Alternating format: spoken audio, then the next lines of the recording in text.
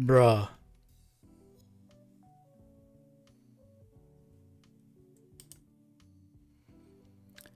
Hello, gamers.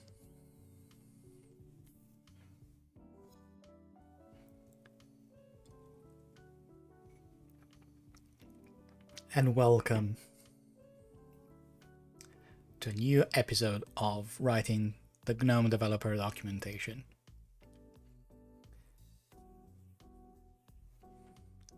Hope everyone is having a great Friday. If I suddenly disappear, it means that the storm Eunice has finally gotten best of me, and a tree dropped on my house.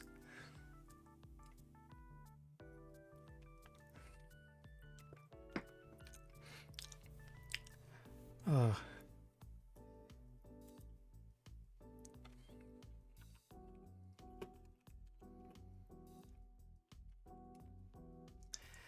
Yeah, apparently there have been gusts of wind up to 120 miles per hour, which is 192, 93 kilometer per hour.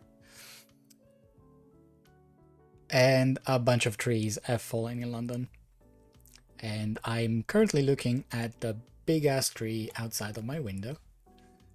Hopefully he'll stay there. Stay there for a few years. Hopefully we'll stay there even for this storm. But yeah, if the internet cuts out like randomly, it means that the house moved. As I was saying on Wednesday, I didn't plan to move like ever again. If the house comes down, then I'll have no excuses about that.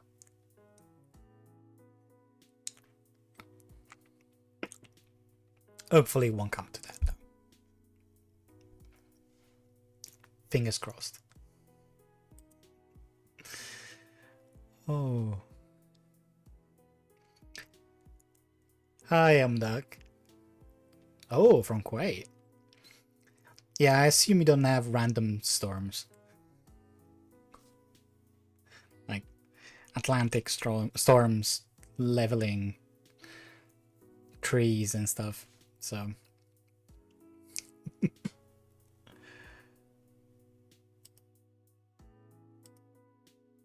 oh. Yeah, it's been it's been about, I don't know. So last year we had a couple of storms that were pretty strong, and one of them removed just, it was very efficient. It removed the fence between my house and my neighbor's house. So we had it rebuilt, this time higher, with like proper fence posts and stuff like that, and it lasted about 3 months. Now another section is a little bit janky. Oh yeah, summer 57 degrees. Yes, I don't recommend that. I honestly cannot survive above 35-40 degrees around here, mostly because around here 35-40 degrees is super humid, with you start developing gills on your neck in order to breathe the water in the air. Otherwise you're screwed. But I honestly cannot imagine anything above like 50. It's beyond my comprehension. So congrats for being able to survive there. Oh. But yeah, it's around here above 35 is ridiculous. It's all the houses around here are very with thick walls, in order to keep the warmth in. But now that the climate is changing, the thick walls are keeping the heat trapped inside, and nobody has air conditioning, of course. So during summer around here, it feels like living in a brick oven. So yeah, living inside a microwave. So it can, around here can get fairly unlivable at halfway through that that temperature, like 57 degrees. Like anything above 30 around here is definitely not fun, especially for people like me who doesn't really like temperatures going above 25.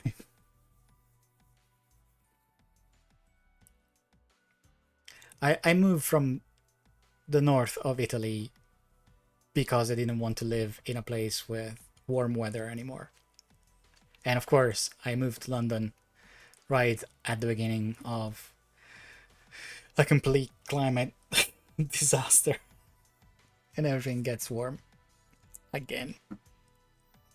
I have to move to Iceland or Greenland. Maybe I'll last some more there.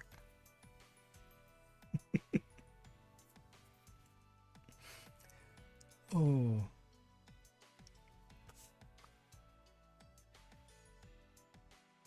So.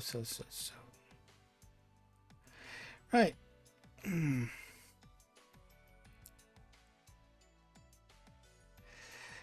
Okay. The stream on Wednesday was fairly nice, fairly well attended, and a lot of people like watched the VOD after I put it online yesterday, which makes me think that yeah, there are people that do not know how to start writing GNOME applications, or the way they start writing GNOME applications and then they are looking for a way to make them proper, if that more than proper. I think, yeah. So I think a lot of people have problems when creating a free and open source software project. They feel very much self-conscious about publishing their code online, and they would like to have a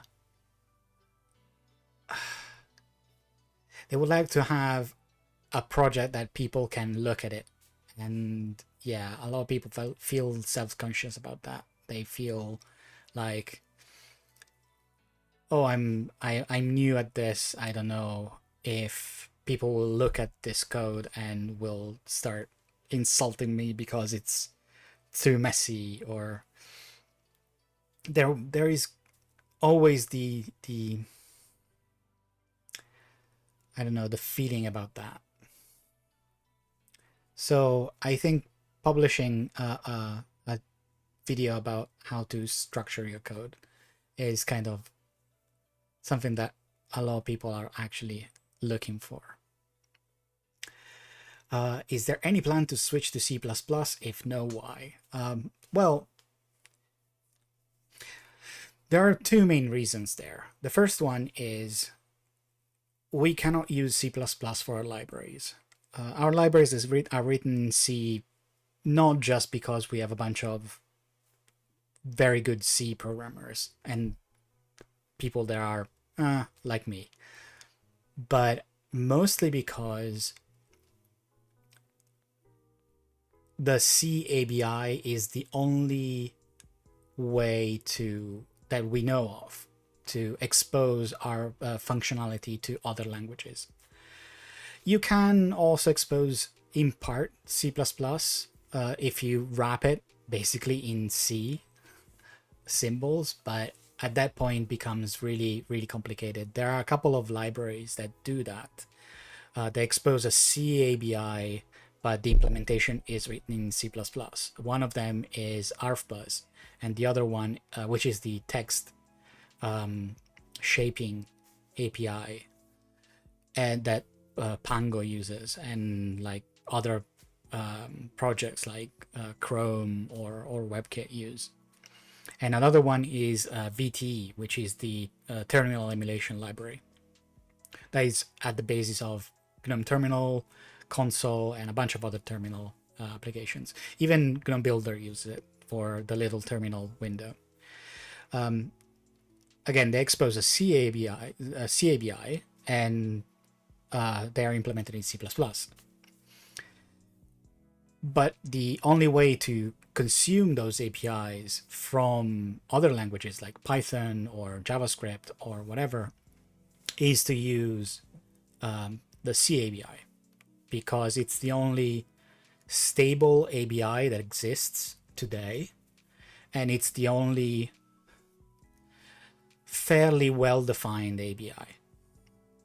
So the main reason why we cannot use C++ for most of our infrastructure is because our libraries cannot be written in C++. They have to expose their functionality in C. And if you're exposing functionality in C, then you also need to have a type system that can be reused from other languages, which is GType and GObject. So our libraries is going to be our libraries are going to be in C. Our applications can be in whatever. They can be in C++, Python, JavaScript, Rust, whatever. There are many C++ users. I think because a lot of C++ developers end up using C++ libraries. So you end up with Qt or WX widgets or whatever else. And so the end result is that there are many people in the GNOME community writing in C++. There are C++ bindings which are currently going, they are barely maintained. The current maintainer decided that basically it doesn't have any more time to devote to the project. So at some point they will go unmaintained. But hopefully somebody will pick them up. Hi, Chip Will. Oh, you want to switch to Python? Yeah, I mean that's entirely it's an entirely valid decision. I mean, yeah, Python has a lot of people capable of helping you, and there are lots of modules, and they're well integrated. So, absolutely. The only thing that might be slightly iffy is that Python modules tend to integrate poorly with the glib and GTK main loop. So for asynchronous operations, you end up having to create your own asynchronous tasks and then re-enter into the GUI like thread, which can be a little bit iffy in Python. So one of the reasons why people like to use people use the GNOME APIs or GNOME libraries in other languages is because they integrate well with the entire infrastructure that is used by GTK. Hi, Georges. What a beautiful day to remove a feature. It's always a good day when you remove a feature. Because you removed code. And once you remove code, code remove is code that is maintained. Because it's not there anymore. Yeah, I totally agree. It's a beautiful day to remove code. Yeah, it's also something I said like last stream. It's just The entire point of free and open source software is that your code, it gets removed at some point.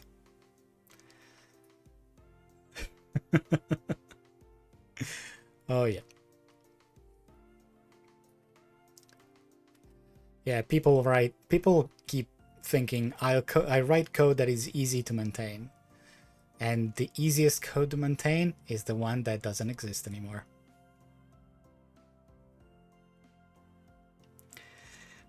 I wish Vala was an easier choice. The language is very comfortable. It is. Sorry. I mean, most of the language is kind of it's very C-sharp-like, but it has a bunch of interesting side features from JavaScript and some other high-level languages. I mean, if it had more tooling and if it had more people actively improving it instead of just maintaining it, it would be a lot nicer to use. I agree. More documentation also would not go amiss. GNOME libraries got updated last C standard. We generally, so up until, I don't know, 5 years ago, the rule of thumb was to use C89 because it was the most portable C standard available, especially when you're not compiling with GCC or CLang, like for instance MSVC. Over the past 5 years, we started moving to C99 because MSVC supports it. We also have a bunch of features that are GCC and CLang specific, like the automatic pointers. So you can declare variables that will be collected at the end of the scope. That is sadly not available in MSVC, but for instance, GTK4 uses a lot of C99 features like qualified initializers and the how's it called? The compound literals as well. So our toolchain, any toolchain that needs to build GNOME libraries has to be at the very least C99. We also use C11 features if they're available on the toolchain, like the atomics are C11 coming from C11, and C17 is just a bunch of fixes over C11. So we'll see what happens when C2X gets finalized. There are a couple of bonkers features, like they want to bring over the the lambda syntax from C++, which for C is going to be a mess. It's going to be hilarious when if that happens. I mean, it would make writing signal handlers a lot easier in C, but capturing variables outside in the outer scope is going to be a mess. We might need, if they end up adding lambdas to the C spec, then we might end up having the cleanup attribute in the toolchain. I'm also fairly certain that MSVC will never support them in C mode. Or maybe they will support them like in 5 to 10 years. Who knows? I mean, our main problem is that we still support MSVC. We still support other compilers for building GTK. So GTK has to be the minimum common denominator for most of this stuff. If we are writing Unix specific code, so that runs on Linux and macOS and BSDs, then we can use extensions to our compilers and stuff like that, because we don't have to make them portable. But if we're using other libraries, then if you're writing code that is portable across toolchains, then we cannot rely on new features until all the toolchains have been updated.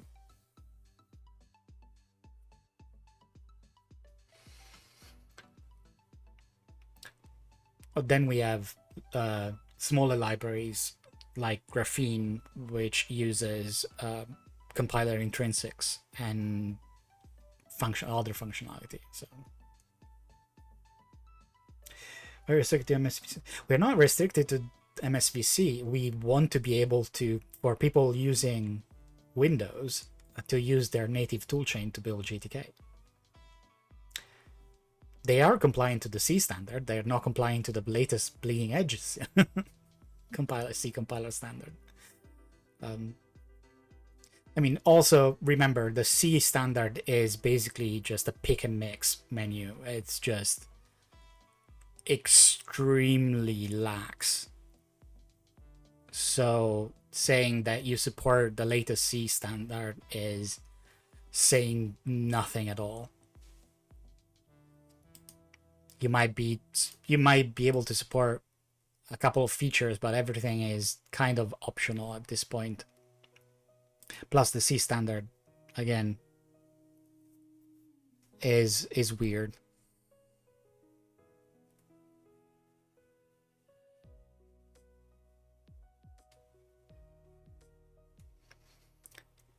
So, I mean, the overall idea is that we do not want to leave the people that are using Windows completely in the blind, like in the lurch, sitting outside. The people writing GTK code on Windows deserve to be able to build it with MSVC. That's it. Which means that we have to constrain ourselves to what MSVC supports.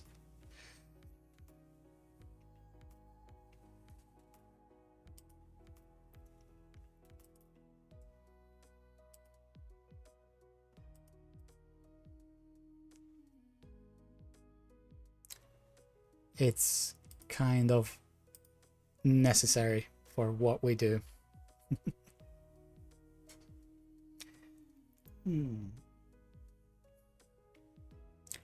Right.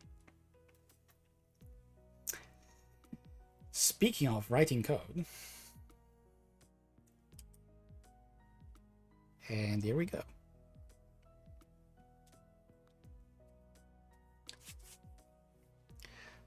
So, where were we last time? We were writing the new...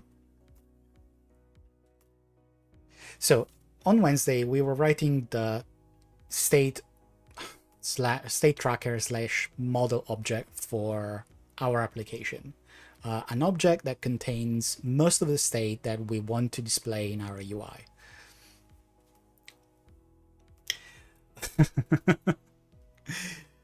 My beverage choice, I just finished my tea. It's just a black tea with milk. In this case, it's oat milk, because I discovered that I don't really like cow milk anymore. So I switched to non-dairy milk. But yeah, just plain simple dark tea. HG tips, if you have access to it. I usually get my 160 tea bags box. Right. So yeah, on Wednesday we started with that simple model object that contains essentially a few things. One is the file that we're going to that we opened, and the current line and current column of the cursor inside that file. Internally, we also keep track of the GTK text buffer, which is an object that stores the text that it's going to be visualized by the text view widget. We do that so that we can keep track of the cursor position inside the buffer ourselves. And we update the line and column properties of this object. On the other end of that, we have the text viewer window, which contains the entirety of our UI. And whenever the line property of the file object changes and the column property of that object changes, they update the label that displays the line and column inside the window. A simple example, we run it here. We open a file here, and as you can see, we have we modified the original example inside the beginner's tutorial from having a single label to having 4 labels. One, well, the first and the third one are fixed in contents, so they always display ln and col. But the second and fourth one are mapped to those 2 properties on the state tracking object. So every time we move the cursor inside the GTK text buffer is changed. That change is reflected inside the state tracker object, and then from that state tracker object, it's reflected inside our UI. It's very simple. It's a more generic approach than what we had at the beginning, which was literally the window looked at the buffer, the GTK text buffer, and then updated the UI accordingly. So we moved that functionality from outside the window widget and into a separate object that will update its state, and the UI will reflect that state. The window currently does a couple of other things that are not great.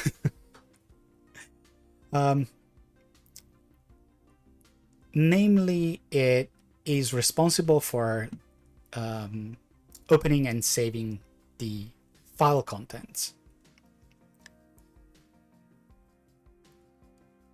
And if we have a single object that is responsible for doing that, then we should not have this code that loads the file contents and then saves them inside another file inside the window. The window is just for displaying stuff.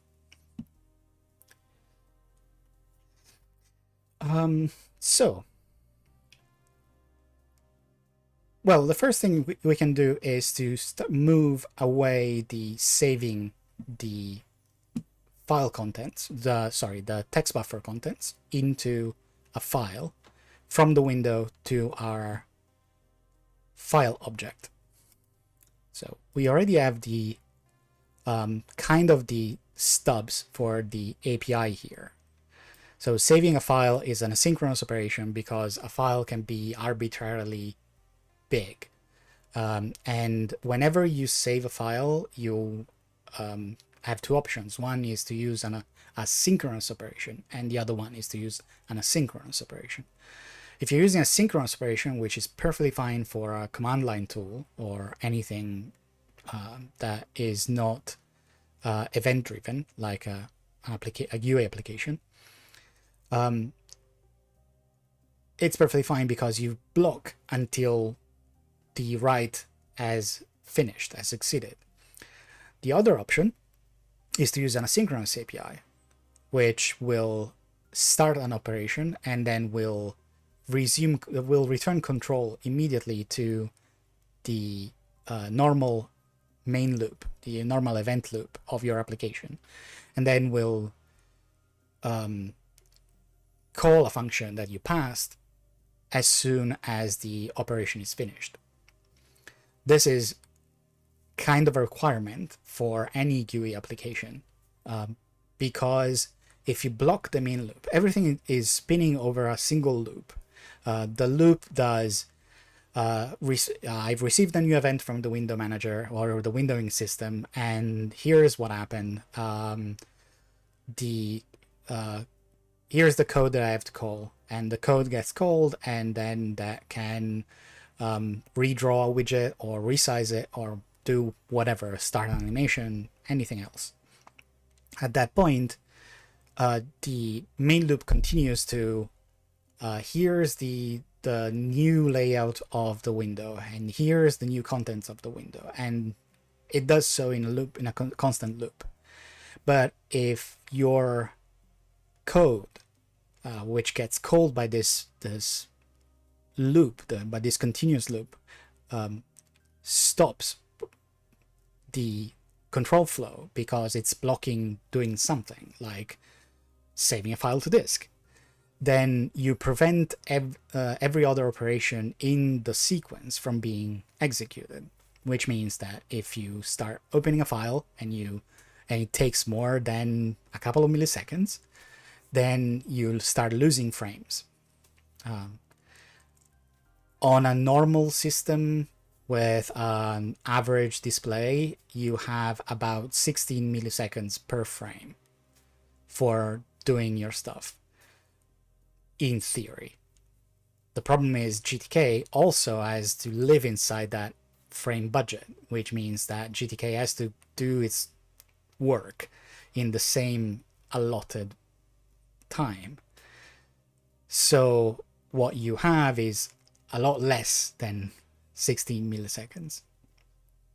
GTK tries very hard to minimize the amount of time spent in that inside its own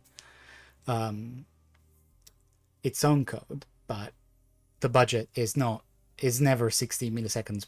It's never 60 milliseconds for your code. It's a lot less than that. Which means that saving a file, which can be on a remote storage, like a NAS or a cloud file system, then it will take much more than milliseconds. Might take seconds, and you cannot really block what you're doing until that operation finishes. And this is why we always use asynchronous operations for, or not always, but at the very least, we prefer asynchronous operations for anything that is file related. So we have two stubs here that describe an asynchronous save operation. The first one is the save operation, which takes a callback for when the save operation is complete or there has been an error. And then inside that callback, we have to call this function, which is called the finish variant. And the finish variant will take the result of that operation and it will give you something else. In this case, it will tell you if the operation was successful or not. So let's take these stubs here and provide an implementation for them.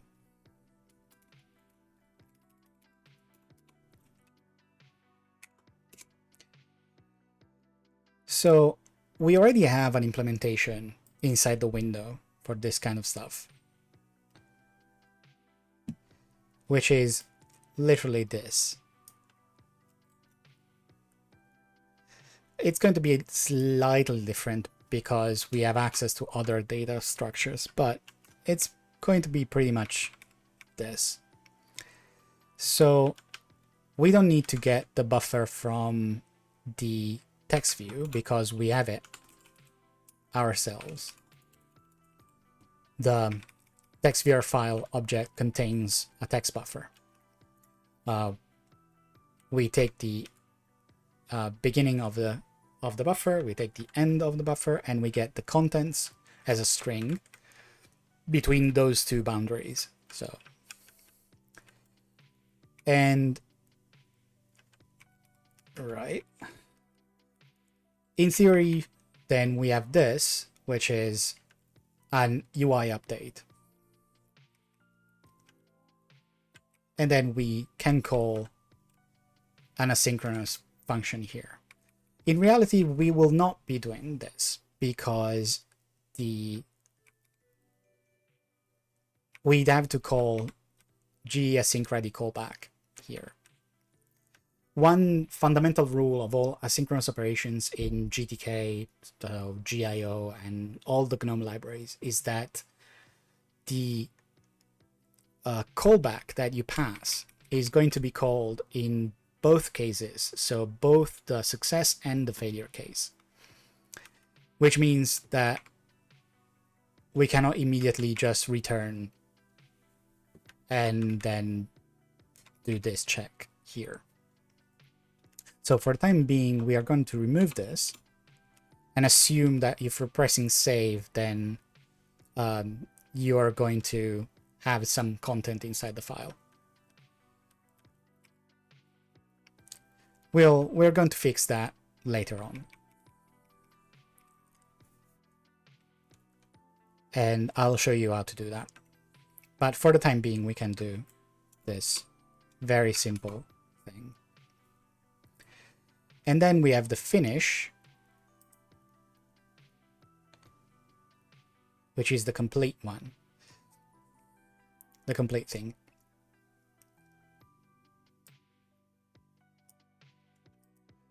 So inside the finish, we'll call this,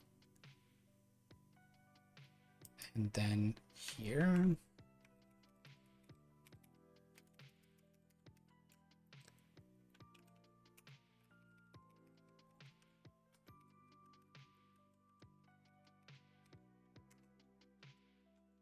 okay.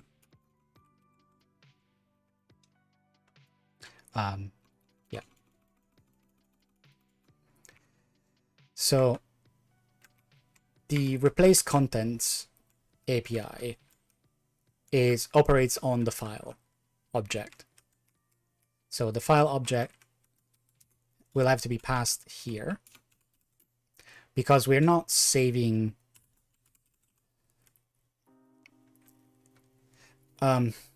okay. We are not saving the contents of the TextVR file object inside the file that the TextVR file maps to. This is a save as operation. So we need to pass the file here, which means that we also need to create a internal structure that contains the TextVR file object and the file that is going to be the destination. And we call it save data here. So we do save data here, and we allocate a new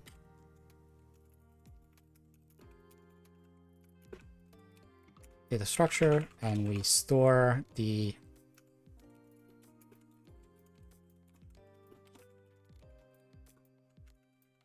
and here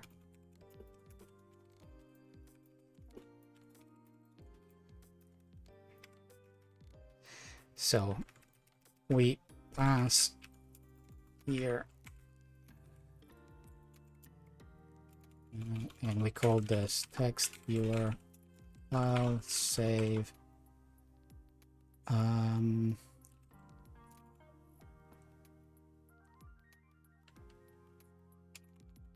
like save here.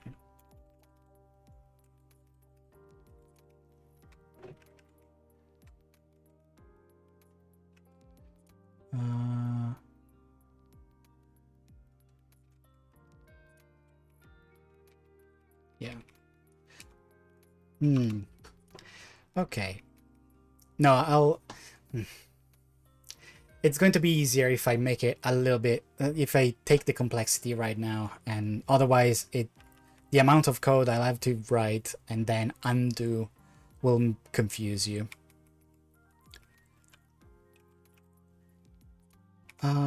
So, instead of doing that, we introduce the concept of GTask.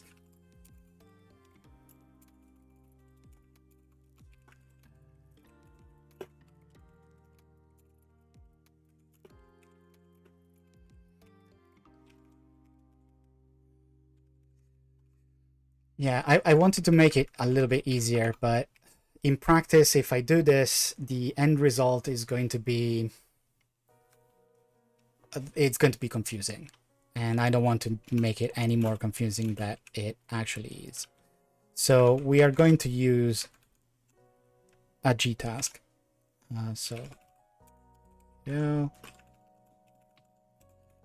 So instead of having our asynchronous function call an asynchronous function, we are going to create a task. A task is an object provided by GIO, which is the the high level, sorry, not low level, the high level input and output operations library inside glib.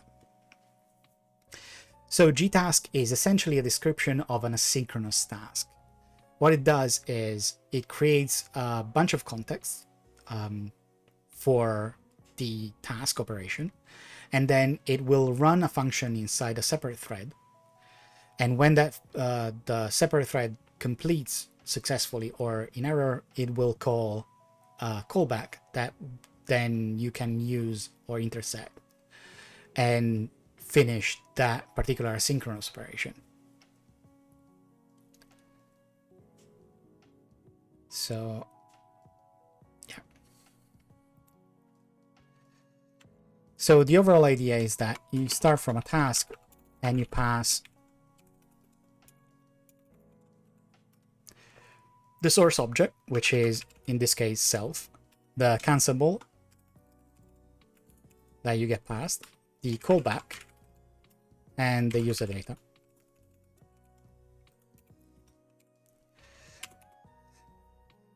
What this does is it creates a task that references the object, the main object here, and the can be interrupted using this cancelable object. And when it's done, it will call callback and user data here. Then on top of that, we create what's it called? Yeah, we create the save data structure.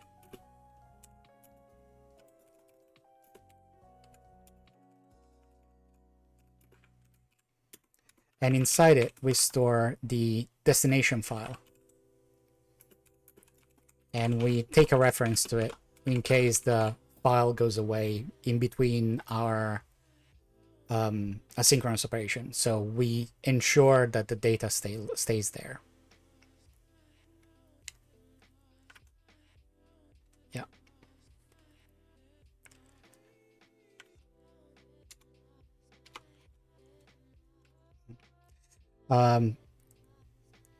We also keep a reference on the object here. It's not strictly necessary because the task will always be available for us. But then we have to call GTask set task data. So task here, data, and then we need a way to delete deallocate the memory of that. So we'll create a save data free function where we declare error. That's called static void save data free except void star, and then we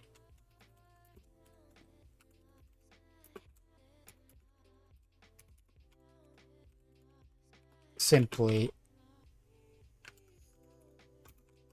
release the reference that we keep ourselves, and then we free the data.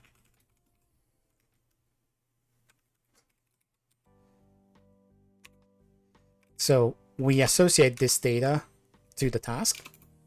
This data is different from the user data gets passed when people call this function.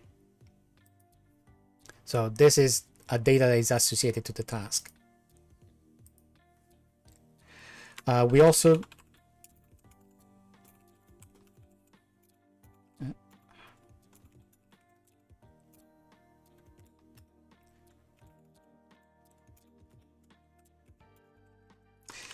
tell the task to automatically return if the cancelable is cancelled. It's not strictly speaking necessary because we're not going to be using cancelable objects at the very least now for the time being. A cancelable object is just a trigger object.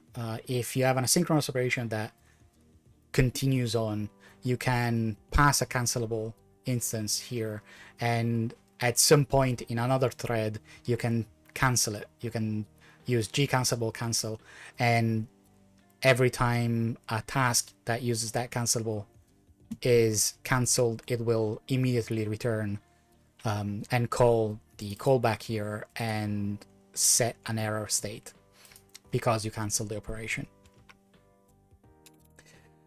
And now we call GTask run in thread with the task and the task function. So text viewer file save thread.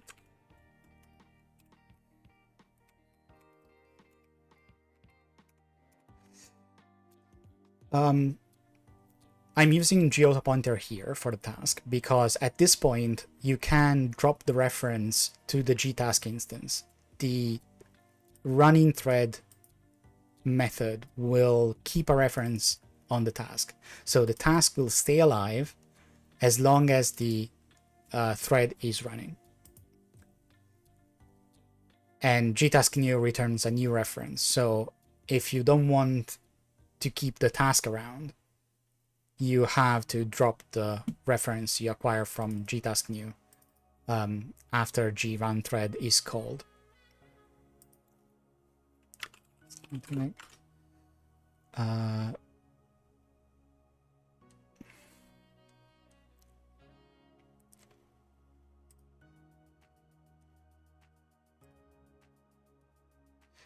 So the thread function has this signature here. We're going to copy it. This one is called text viewer file save thread.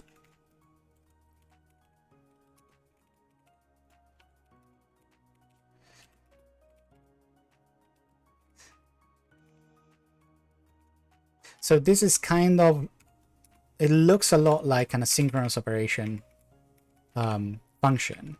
You get the source object that started the asynchronous operation. In this case, it's going to be a text viewer file. The task data that we associated with it. So when we use this, this method here, and the cancelable object that you get passed. But in this case, the text viewer file is called inside the thread.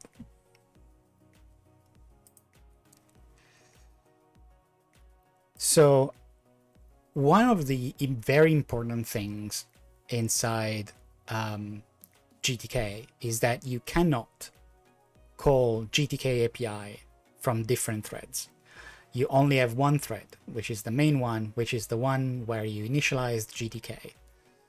And you're spinning the main loop in, which means that we cannot just run the callback, run this function here in a thread, and inside this thread get the contents of the GTK text buffer and then do a bunch of our stuff there. So in order to do that, in order to deal with that, we have to get the text first. So we're going to store the contents of the text buffer inside the save data structure. And we do that by retrieving, doing the exact same thing we were doing before. So buffer get start ether self buffer here, and then start, and then GTask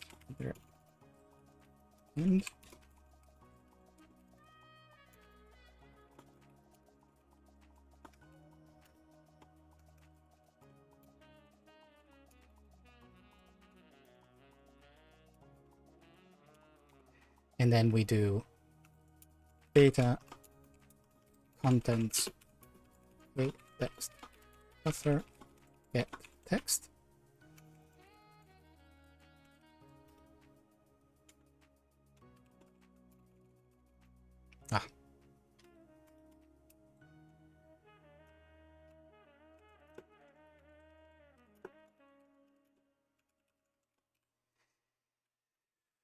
But instead of doing like what we were doing before, so immediately bailing out if the contents of the text buffer were empty, we just stored them here. We can also do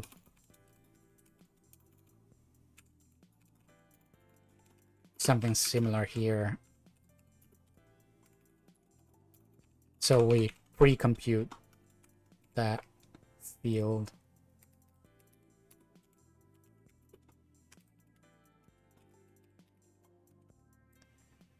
Here. And of course, we also have to free them, since getText will return us a copy of the data.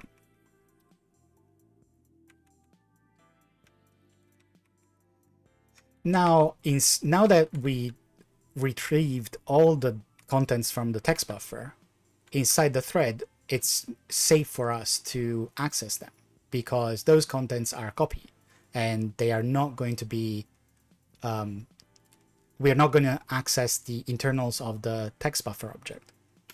So at this point we can actually do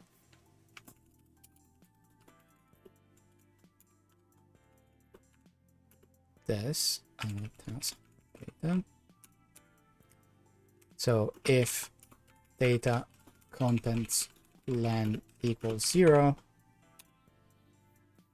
we can immediately do GTask return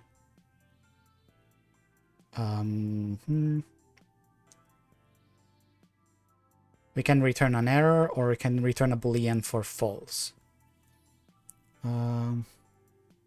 Let's see.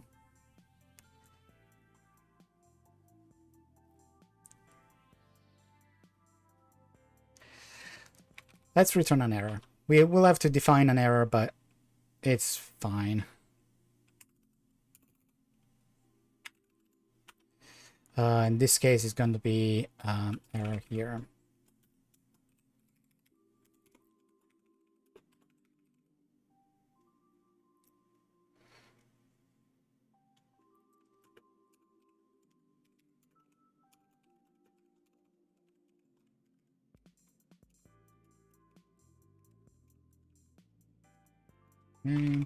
So we're going to set an error here. Set error. And we can probably use an existing error. Let's see if we can find something that is usable for us.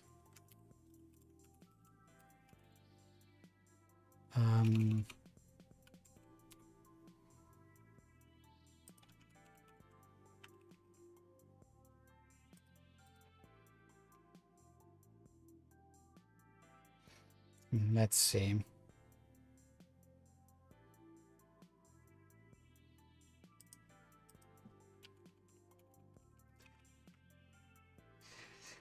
I honestly don't want to create a new error.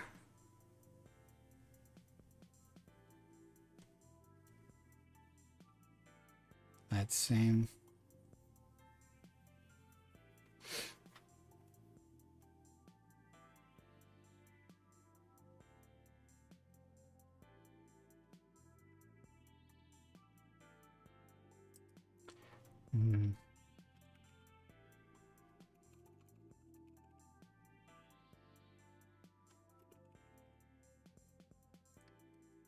See if we can find something that is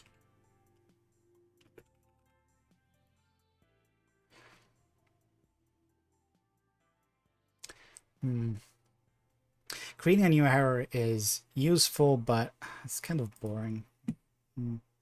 Maybe we need to do that. So.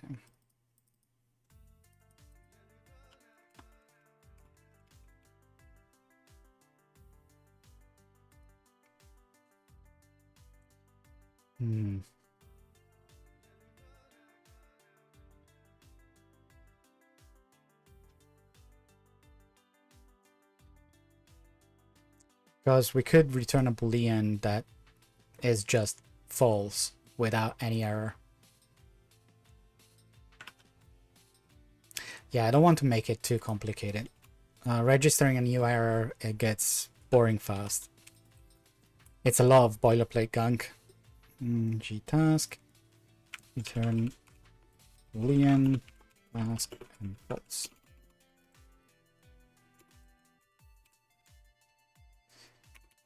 So here, okay, so if the data that we're trying to save is 0, we immediately return just false here. So we weren't able to save anything because there was nothing to save. At this point, we need to attempt saving the file though. We have the contents, we know that there is some content inside the file, so at this point, we do not need to use an asynchronous operation to save the file because we are currently running inside a thread, which means we're not blocking.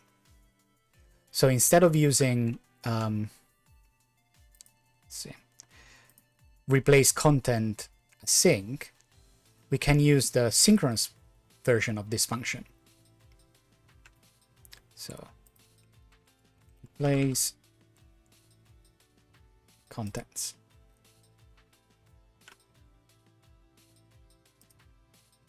So we can immediately use this. Okay, boolean res equals g file replace contents.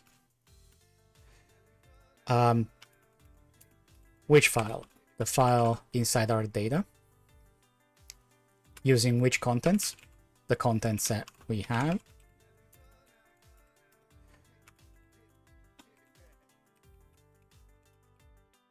And then we don't have an e tag. We don't need to make a backup. E file create. No.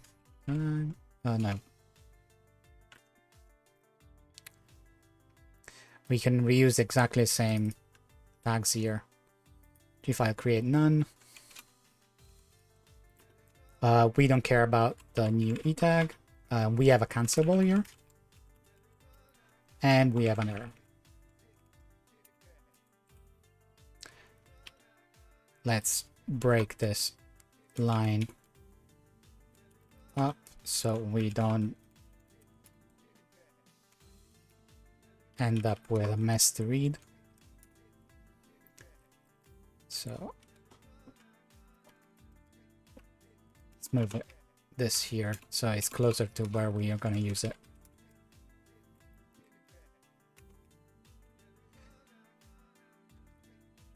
So this is the synchronous variant of the asynchronous function that we used inside the window.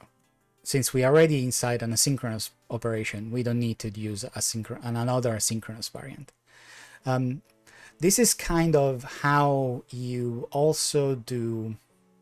So let's assume that you have a bunch of asynchronous operations that you have to perform in a chain, in a sequence. The suboptimal way to do it is call the first one the first asynchronous function, and inside the callback, when that function finishes, you call the second one, and then you pass another callback, and then you call the third one and fourth one and fifth one and so on and so forth. That is possible, but that is also fairly impossible to read, because after a while you have no idea what's happening, because you're in a forest of callbacks that are pretty much all doing exactly the same thing. Error conditions are also incredibly hard to maintain in that design.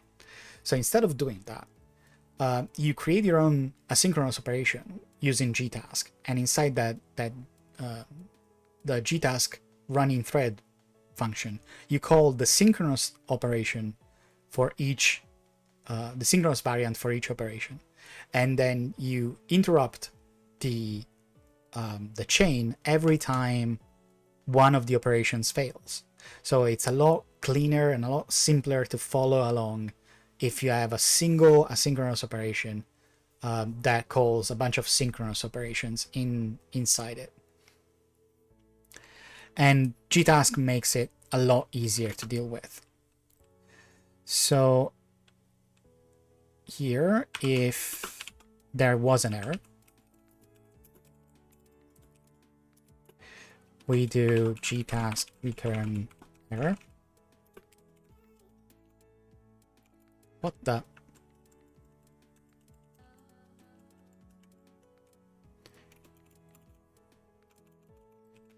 Task and error here. The same error you passed, the same error you received. Otherwise, we the snippet is not great. We return a Boolean value and we say the operation was successful. When you hit the play button in Builder, what is the command being run? It depends on the build system. In this case, it's a Meson project, so the play button will just run Meson compile. But yeah, it depends on the build system. And then, well, no, this is the build button. This is for the build button. The play button will run the binary that is defined inside the build. Since this is a flatpak binary, then it's defined in the manifest using the command here. So we'll install everything and then we'll run text viewer, which is the binary that we are running. We are building. Okay,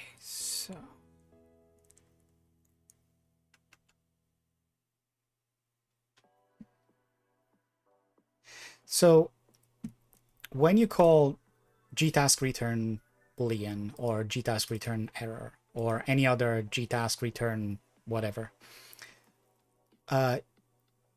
you are signaling that the thread is complete and the task should return.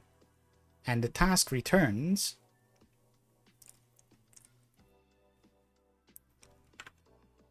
how is it called here? Let's go back to the GTask so I can give you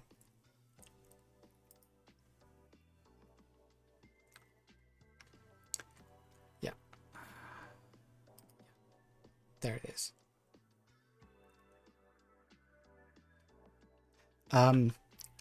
When this is complete, it will call the callback that you pass to the asynchronous operation.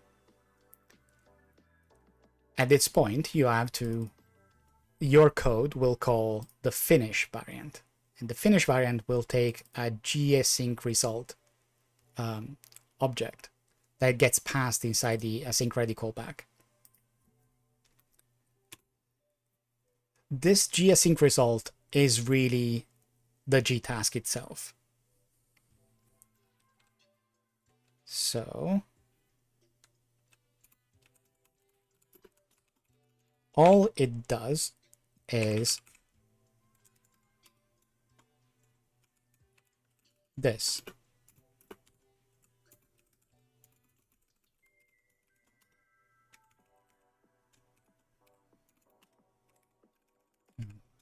this function is going to be like this. So if there was an error, this function will return the error. We'll set the error here. If there was no error, so we either return false or true, then this function will return the value of the task. And that's all this function does. Just propagates the Boolean out of the task and into your callback. I'll have to fix the declaration because it's going to be like this. And now we can modify the window to call that function. So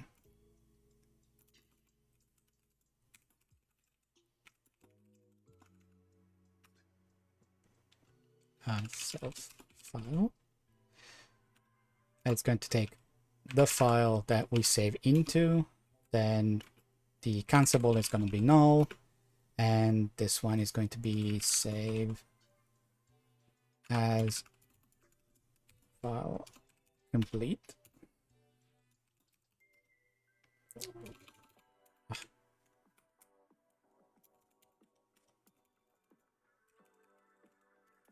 And take the window with it. So we don't have to do any of this here. And we only have the complete one. The source object is not going to be the G file anymore.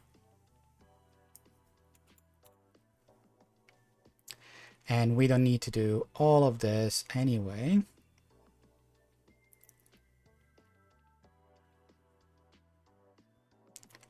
Okay.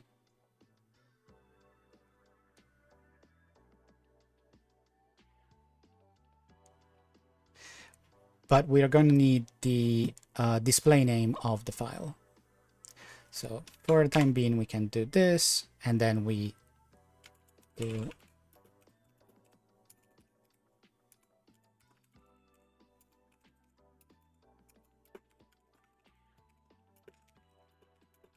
there the error. Let's viewer file.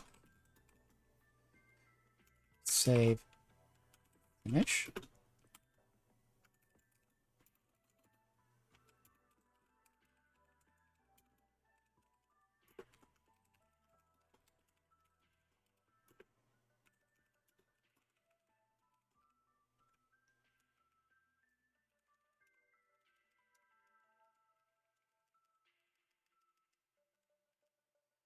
We're going to replace that later on.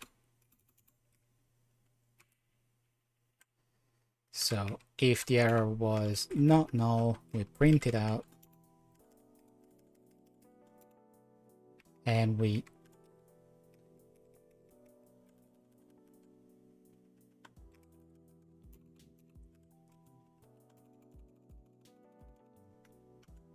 there we go.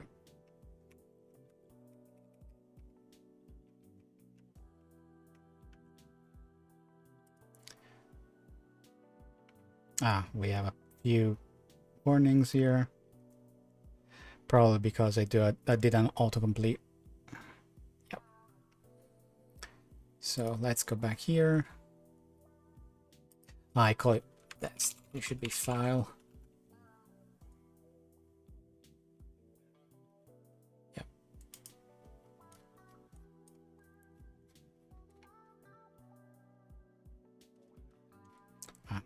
Need to look at the log a little bit more.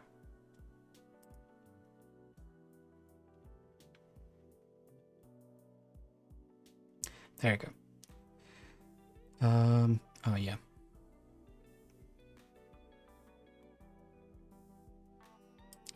It's gonna be S data here. And then we don't have any rest there. Oh yeah, because we return it unconditionally, so we can eliminate this bit. It's fine. All the API that returns a gerror here also usually returns a boolean, and the boolean is the boolean value is false if error is set. But if you're passing gerror, then there is no reason for why this error will ever be null, and the boolean will not be false. The only reason why the error will be null and the boolean value will be false is if we passed invalid arguments. But passing invalid arguments is a programmer error, and if in case of programmer error you only get a critical warning on console, anything that follows is undefined behavior, which means that anything can happen.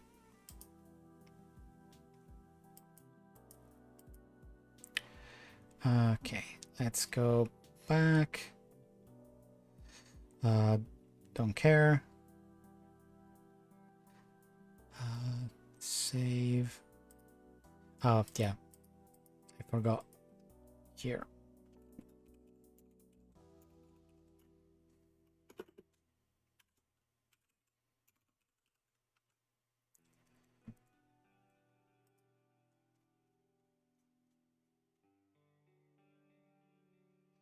And then what are we going to get?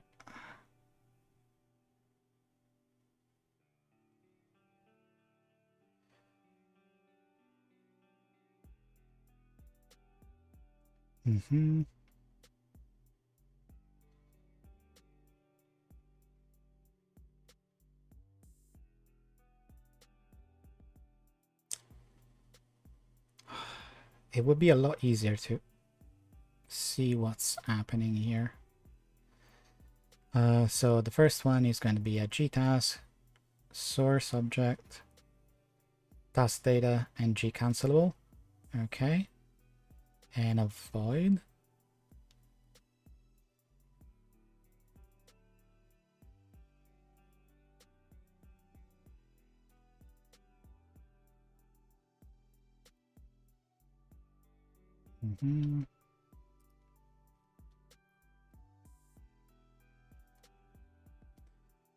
We have a redeclared res.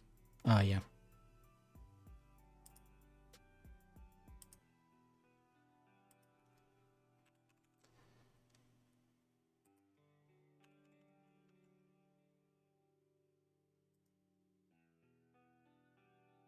Yep. We have an unused variable. That's fine. And unused variable. That's fine. So we are going to open to do. Then we are going to modify it like this.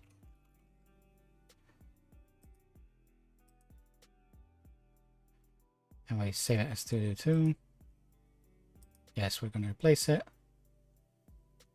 Then we are going to open again. Okay.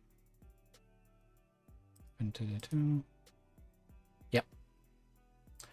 The file was modified. Okay, so we have replaced successfully code inside the window with code inside our main object here. It's not exactly the same. It's not exactly the same because we do not have a way to extract the file out of it, the file that we are saving. So what are we going to do about that?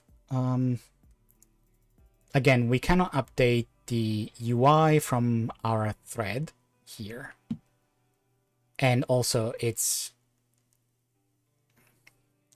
would be a bad design if we separated the core code that deals with saving the file from the UI into a separate object, and then we took that separate object and we let it modify the UI directly. That would be like insane.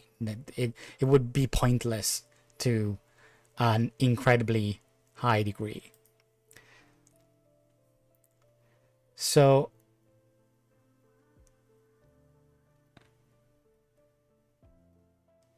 hi, Rednov. Embedded programming. Oh, God. I don't miss that. I really don't miss that.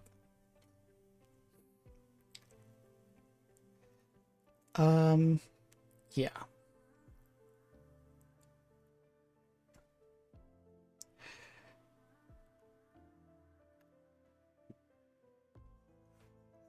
So we have two options here. One is we return not just the Boolean here, but we return the I don't know, the display name of the file that we save, since it's the only data that we care about. Or we have a structured data, and instead of just passing the main window here as the user data, we create an ancillary data structure that holds the main window and the file that we are saving the contents to. So we call it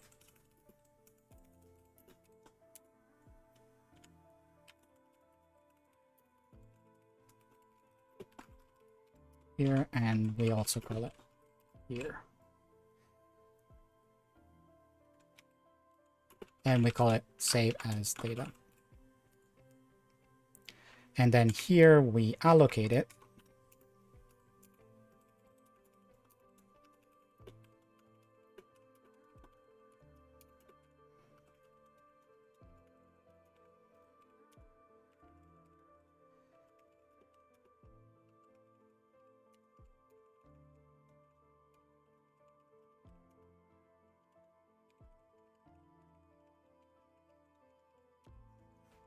And we pass it here. And inside the completion, we use save as data here.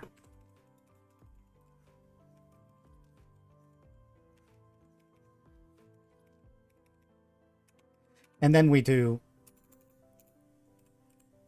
all the things that we used to do before. Save file.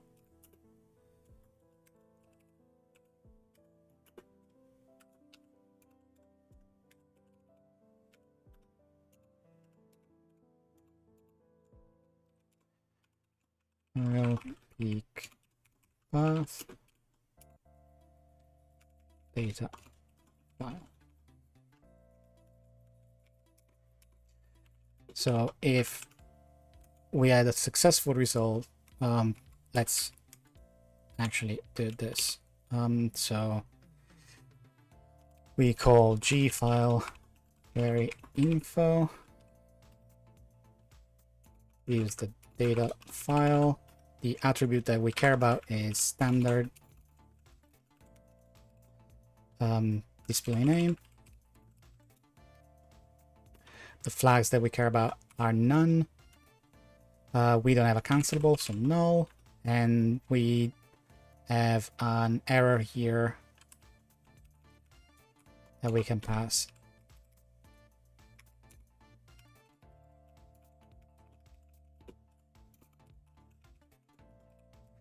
Clear it here.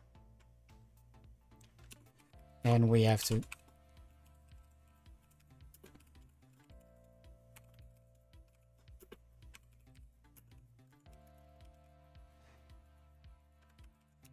so this is the same thing that we did the last time we implemented this functionality. So we have to get the display name of the file. So if there was another error, we print it on the standard error. Okay, retrieve info or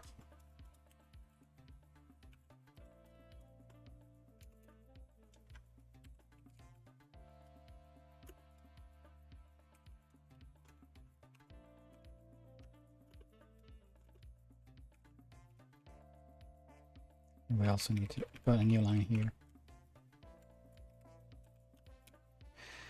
G file peak path and error message here. Then we clear the error. And then at this point, we can build the toast message. And duplicate. Okay. So if it was successful, sorry, we need to move this out.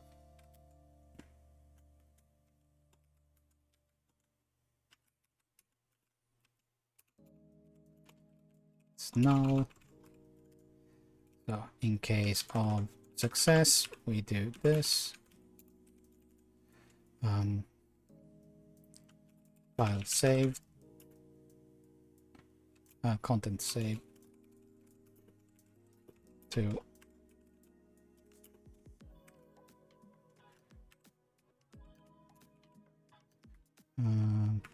here. And then we do G file info attribute string info, and then this is going to be standard display name.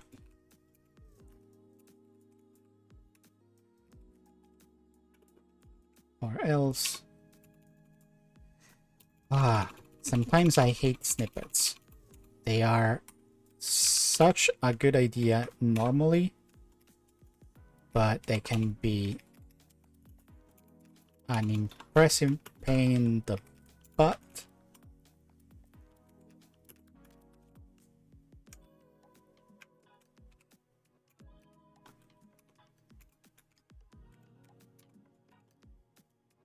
What are you doing?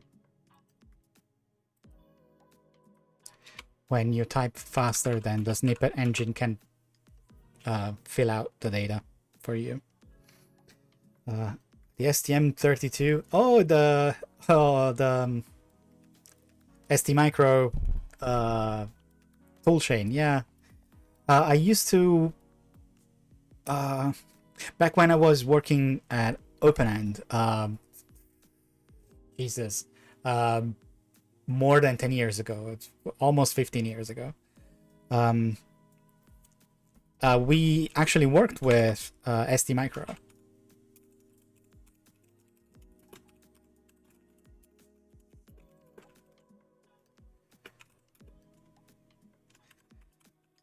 So I actually know, well, I knew a bunch of people working there.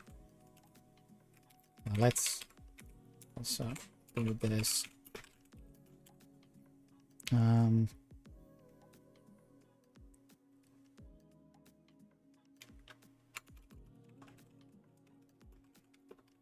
Let's simplify this.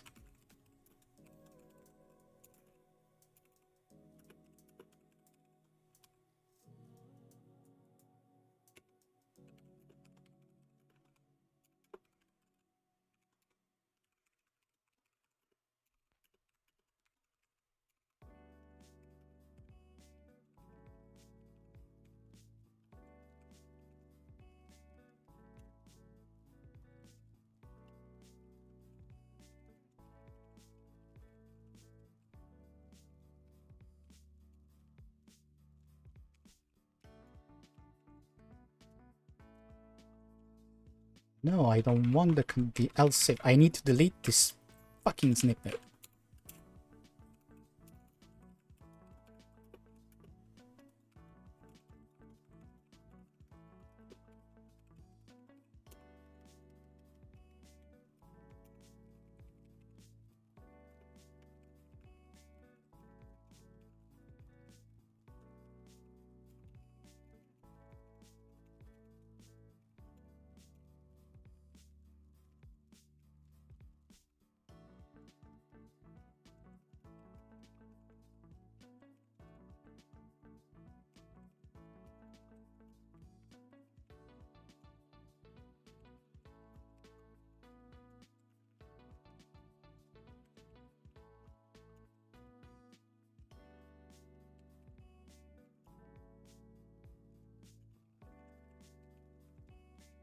Okay.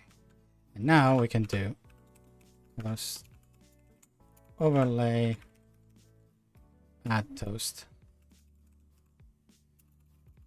data self toast overlay.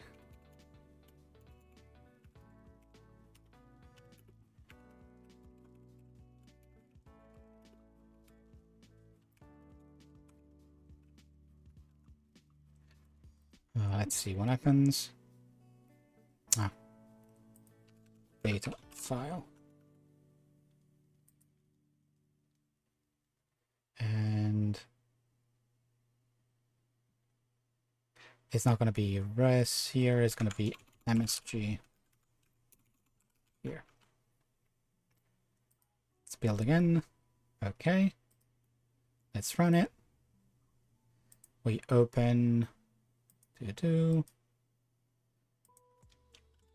we change it and we save as 222. Place it. And that's it. Now we've gone back to precisely what we had, but now all the logic to save the file exists outside of the main window. We also need to free the data here by doing the object unref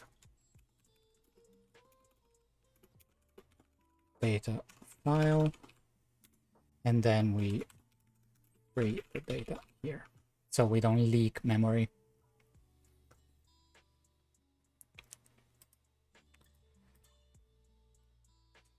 Yeah, now all the logic to save the file is outside of the UI part of the code. The UI part of code is only responsible for spinning up the file selector dialog and then starting the operation to save the file. And once the file operation is complete, it will either print out an error in case of failure, or it will pop up a toast with the result of the operation.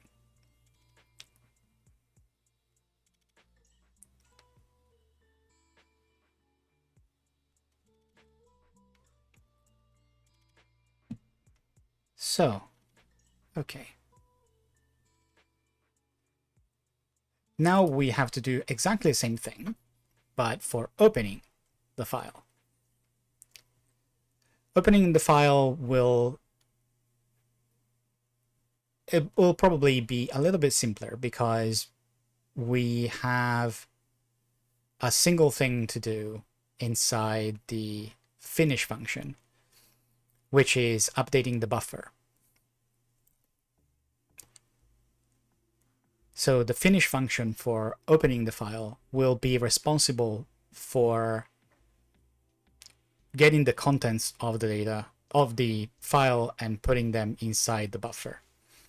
And then the finish function, the callback that will call the finish function will be responsible for adding the toast overlay in case of adding the toast to the toast overlay in case of validation errors or any other thing.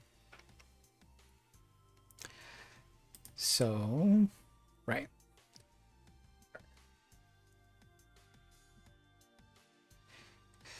So since this one is not a save as, so we don't need to pass the G file here. We always open the file that we currently have been assigned to.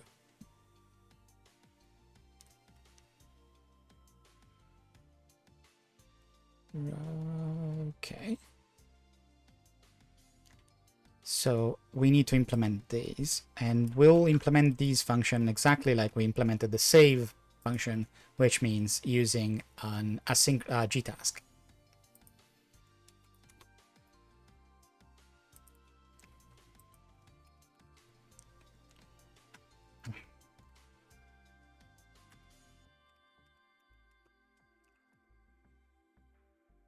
So we're going to create a GTask here.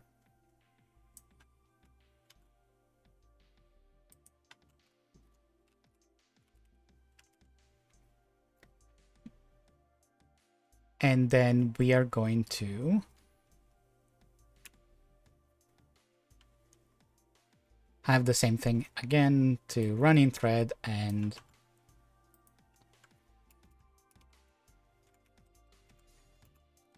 run the task in thread again. In this case, we call it open thread. We're going to fill out the rest in a little bit. This.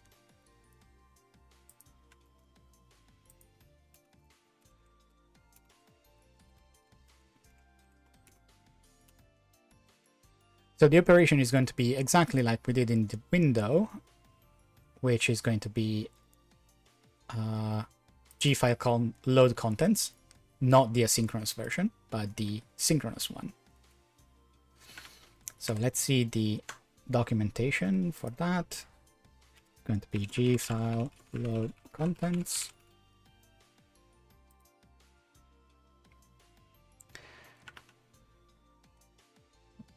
Let's go back to the file. So in this thread, we are going to be running this with error here.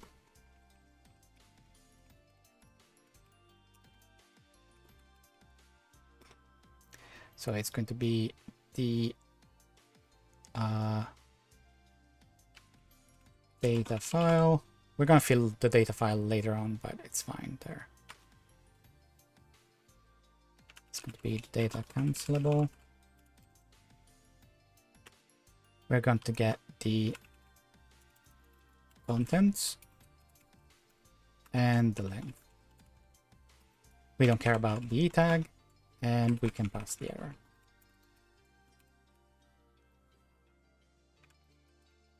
Let me see if I can get here. Yeah, we don't care about the cancelable here.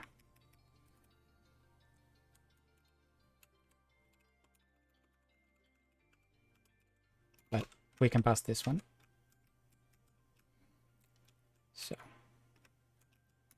cancelable, contents, and length. No e tag and an error. So if there was an error, we do GTask return error, and return immediately.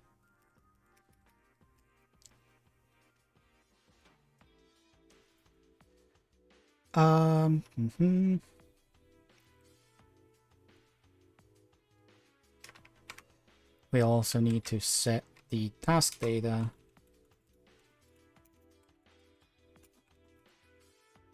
here.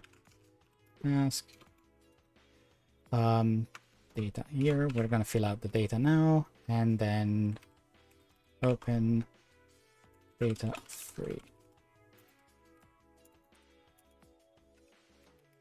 So we're going to define here type abstract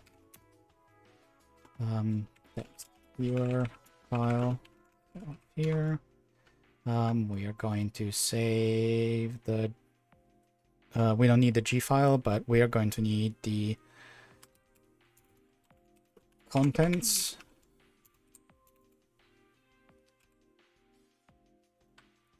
Maybe not. We can keep it there.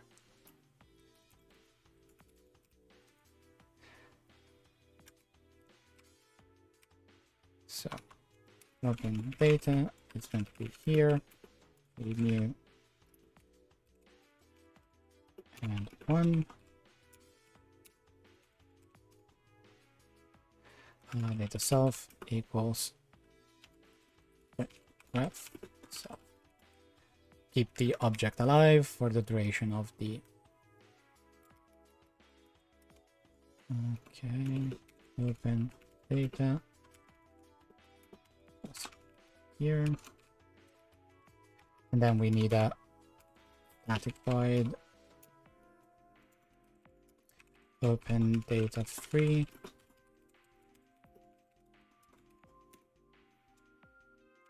Open data here. the object on ref and g3, and that's pretty much it. Okay.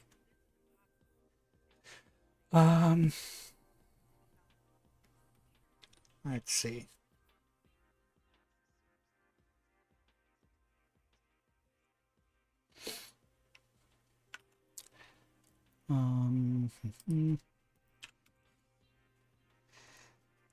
Let's get some.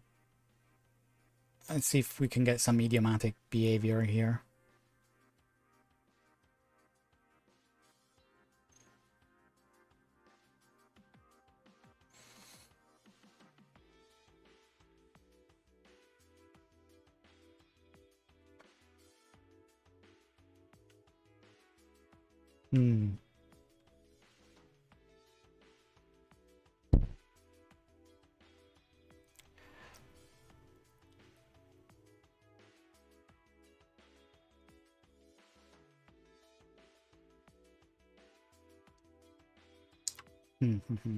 We could return just the contents. The main problem of returning just the contents byte array is that the length is not usable. So the contents can be any non-null terminated byte buffer, whereas we have also a length here. But in this case, glib provides us with a data type that is in our favor. So, and it is, let me see if I can find it here. GBytes. A GBytes is a byte buffer. It's a reference counted byte buffer. It's very useful. It's very handy because you can create a GBytes here.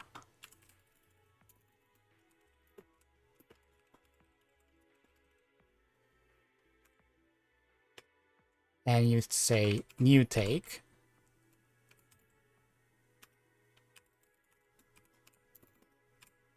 And it will automatically take ownership of the contents array here and the contents length.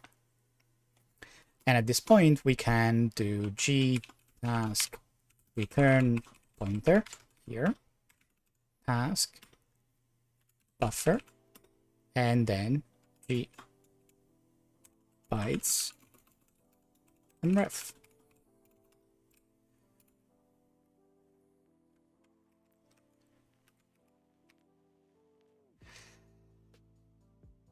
And this means that the open finish here will return GBytes.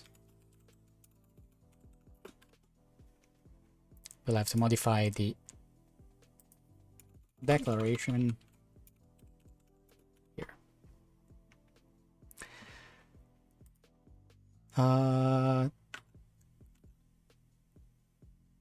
You don't need to reference the bytes more because I'm creating one. I'm returning the first reference. It's not gauto here. I'm returning a full ref. Basically, I'm stealing the reference. So this one would be probably better written as gsteal pointer.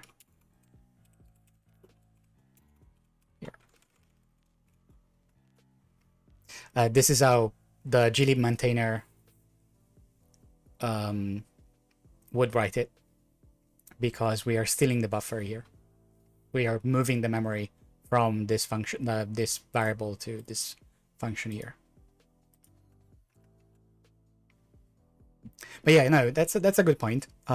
If, for instance, you are using gauto or whatever,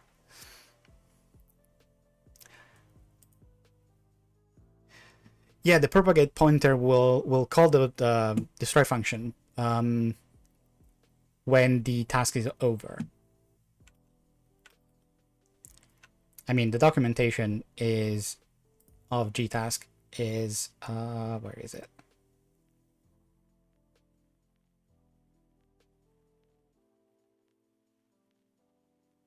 So how is it called? Yeah. When you where is it? When you return the pointer. Oh no, you're absolutely right. You are absolutely right.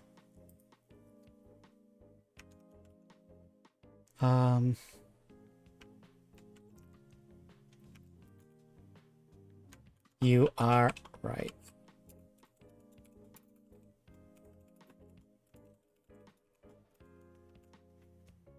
Yeah, you are right, Georges. You've been writing GTask code a lot more GTask code than I've been. Yeah, we need to increase the reference count of the buffer so that when the finish function here will return GTask propagate pointer,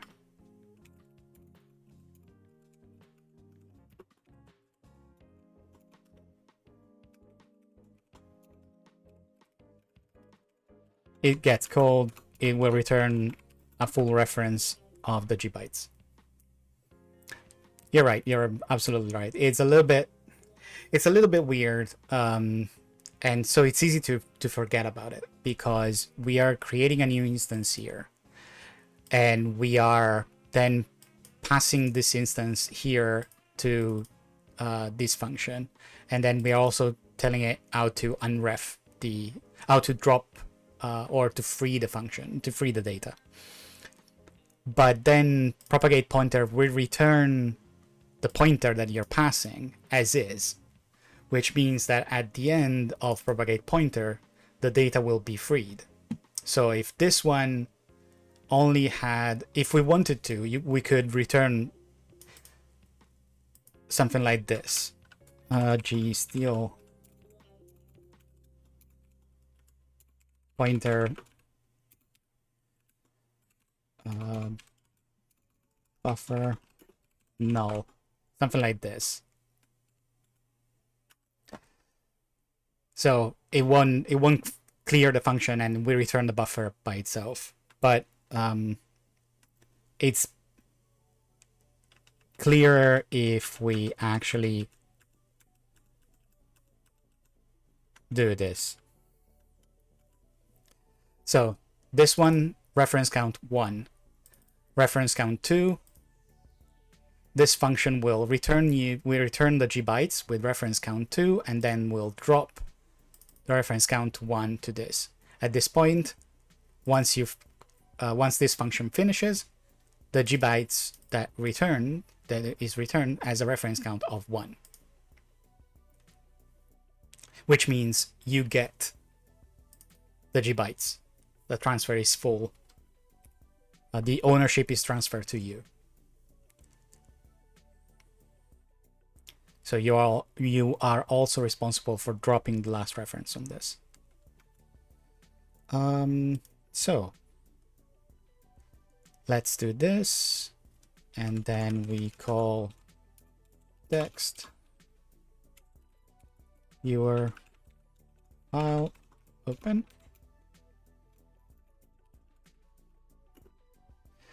Self.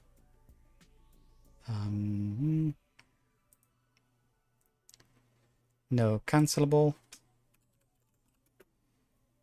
Open file complete. And then self again. This one goes away.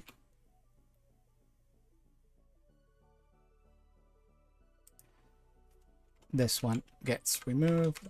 Let's remove a bunch of this stuff. This is pointless. So it's going to be text viewer file.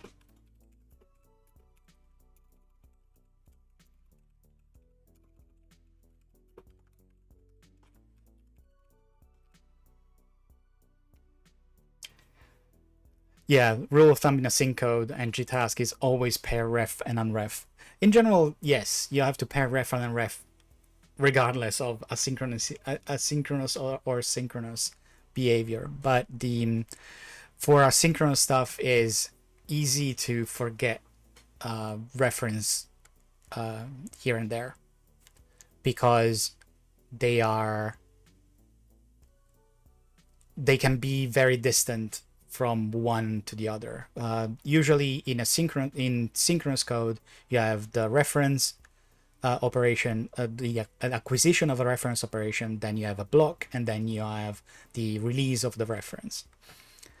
In asynchronous operations, the pairing can be very distant from one another. It can be even in different functions, which means that you always have to take care about that, and it's easy to forget.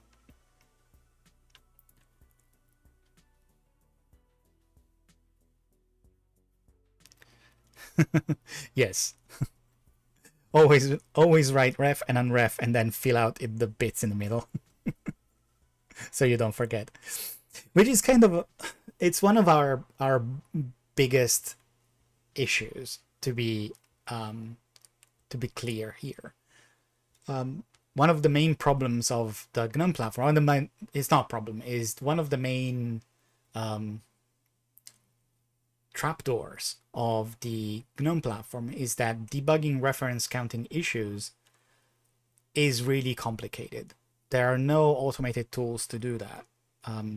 You can only sometimes look at the memory if you have like a leak somewhere. And sometimes you can look at the debugger if you have a crash somewhere. But if you are in a case where you have an additional reference and you don't actually leak memory, or you have one reference less than necessary, but you're still within safe behavior, then seeing where you're leaking memory can be very complicated. And we don't have automated tools to do that. We would need to have some sort of tool that probes the acquisition and release of references. In theory, that would be a tool like SystemTap or dtrace. GObject provides probes for those tools, but they are really hard to use and really hard to parse. They are not integrated at all. So a lot of people debug this stuff literally printing out the reference counting of an object. And God forbid if we decided to change the way reference counting is implemented, like I was planning to do. But yeah, it's a complicated thing, and we are not helped by the fact that our tooling is incapable of helping out in this regard. We have no integration with the compiler, for instance. It would be nice if we had automated reference counting coming from the compiler, so the compiler could verify that you're passing around something that has reference, that a memory area that has a reference acquired and then never released, or a memory reference that was never acquired and then released somewhere else. Objective-C on Apple platforms had the ARC, the ARC mechanism inside the compiler. The compiler would take a reference and release a reference for you whenever you pass memory around. So the compiler could also check and say, you're trying to access this this memory area after the last reference was dropped. Another thing that works that way is the borrow checker in Rust, the Rust compiler. Rust has the RC and ARC data types, and they automatically can pass around references, and the borrow checker can check if you're trying to acquire a variable that has after the last reference to it has been dropped. So our tooling does not help our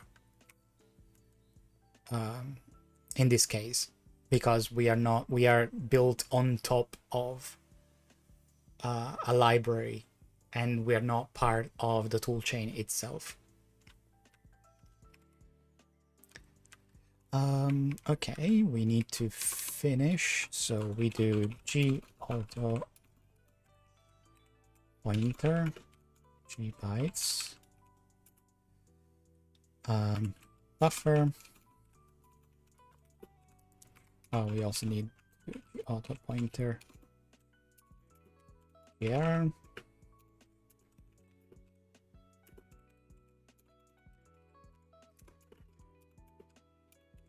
Text viewer file open finish. File. Let's call it result. So we don't accidentally shadow variables. And we pass the error here.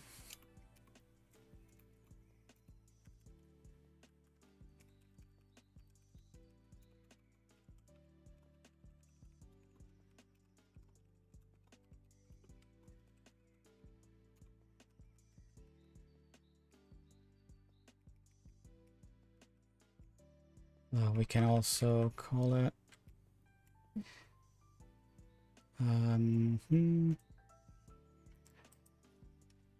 let's do this G file, so we don't have to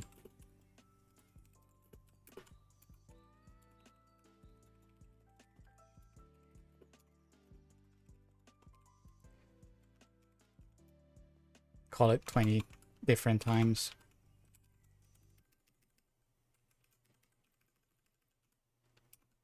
G file here.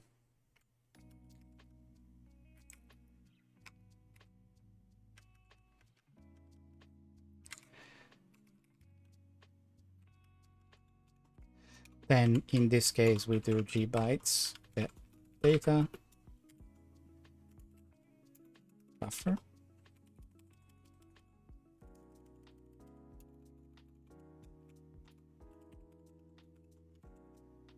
And get size. Get data null and get size buffer.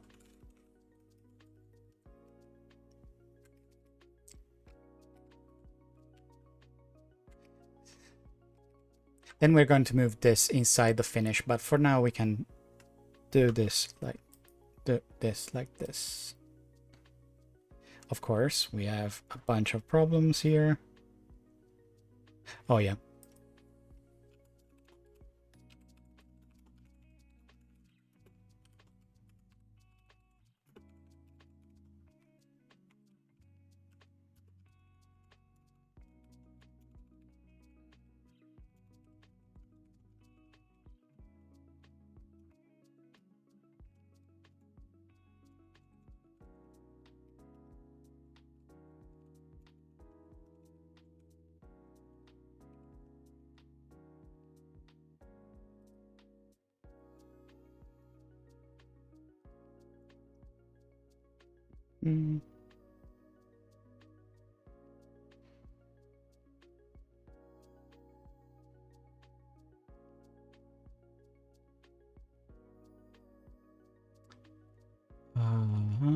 What the fudge? Okay. Let's go back here. So subject, I don't care. Running thread. Oh yeah.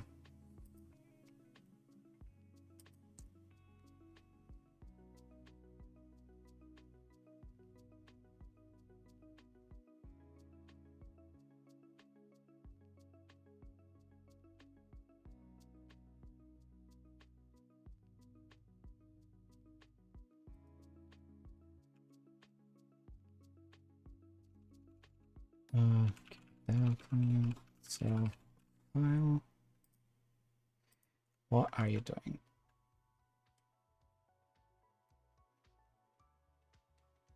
And then we have our content null and gsize length.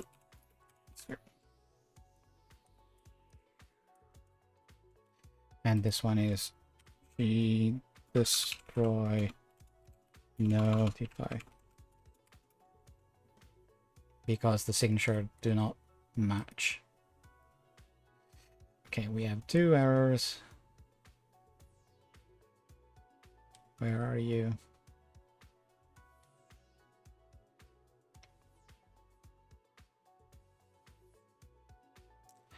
We have 2 buffers here. Yeah, text viewer window.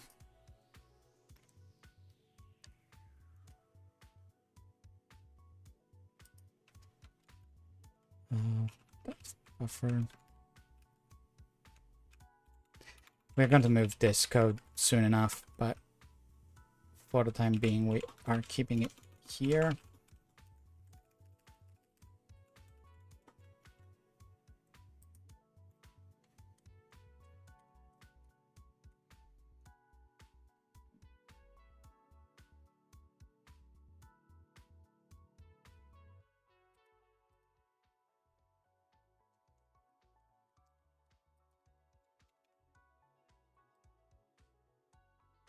Here.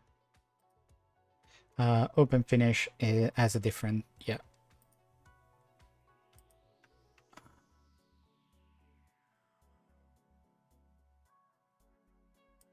Yeah, because it has to take a pointer to a pointer.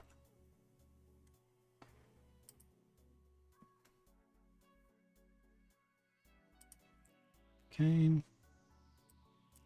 We're going to open. Nice. Okay. Run within the with debugger. Probably something stupid I just did. Here we go.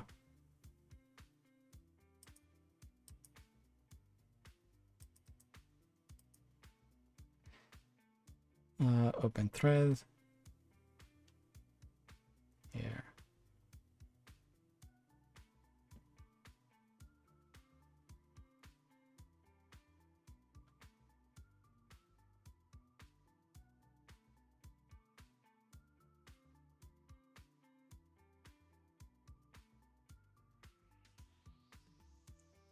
It's missing debugging symbols, of course.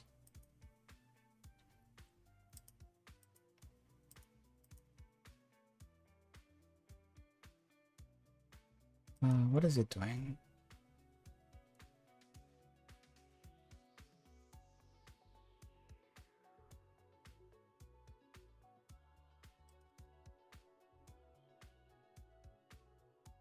This variable cannot be... No, it's fine. Okay. Buffer here.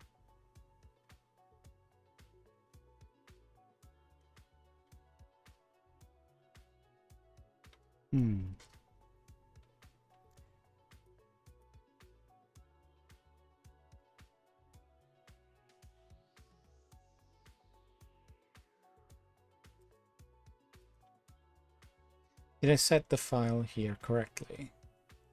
Yeah, I'm setting the file and I'm telling it to open the file.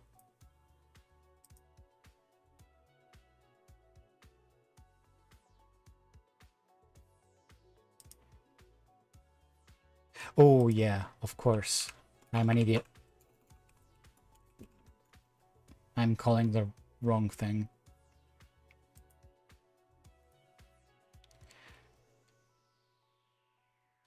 It should have warned me, to be fair. See if I did some mistake. No, it's fine. It should have warned me.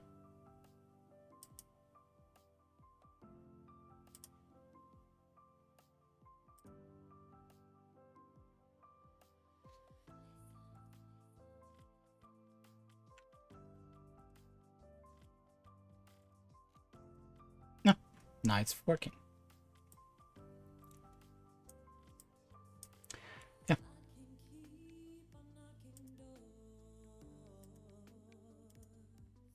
Yeah, now it's working correctly. Yeah, the file address was wrong.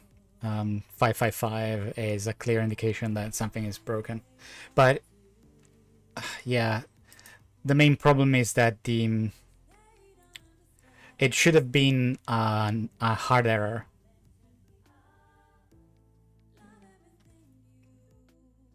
It should have been a hard error because it was passing the wrong pointer. I don't know why that didn't work out.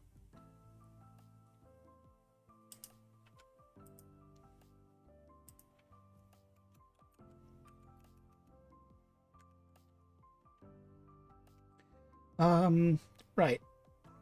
So in practice, though, we don't need a bunch of this stuff. First of all, the validation here should be done elsewhere. So the UTF-8 validation should be done while loading the file here. So this should validate the data that it's getting. So contents, length, and then we can find, if we can find a decent error. Okay, where are you? Error. IO error. Pa, pa, pa.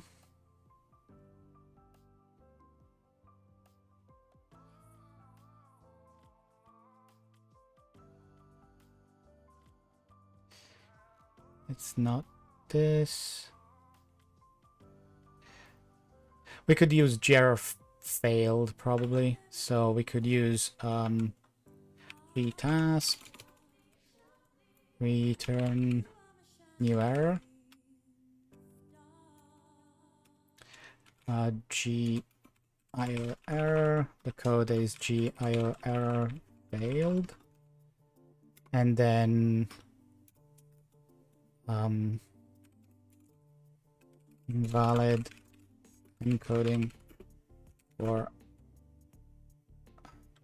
the file contents.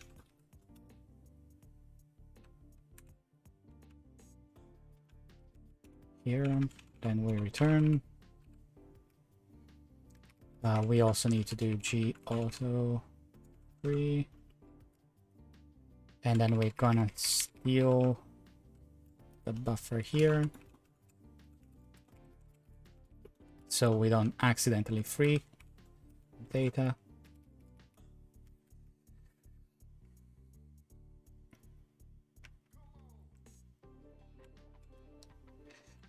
And inside open finish, we could do this.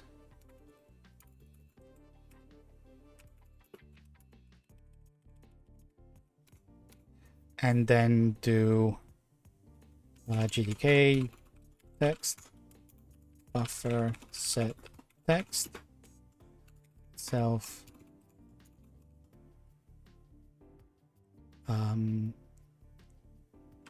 buffer.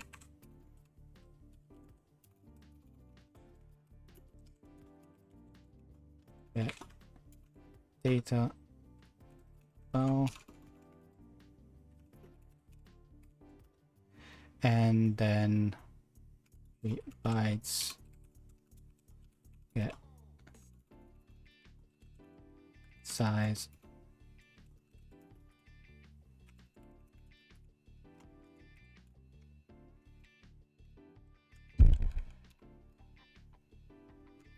and this, and then we return the buffer here. Or probably adding a new error for invalid UTF-8 coding. Yes, adding a new error would be fine. I didn't want to add a new error because adding error for applications is kind of, it's not boring, but it's a lot of boilerplate code, and you have to register the enumeration, you have to register the G-type, you have to add the error quark. It's blah. It would be nice if we had a proper error for encoding inside glib or GIO, but we don't. So this we can remove, and this also we can remove.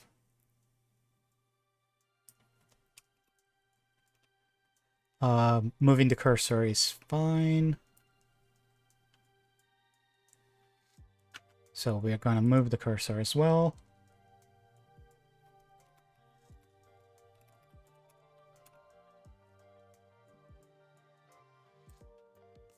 So we don't have to do anything else.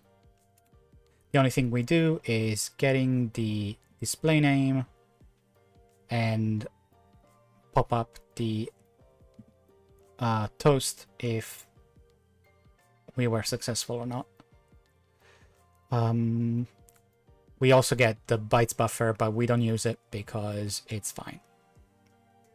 We might use it for other reasons, but it's not important right now.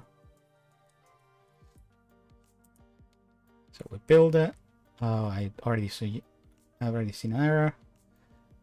Where is it? Oh, text buffer, yes. So we do self buffer and self buffer here.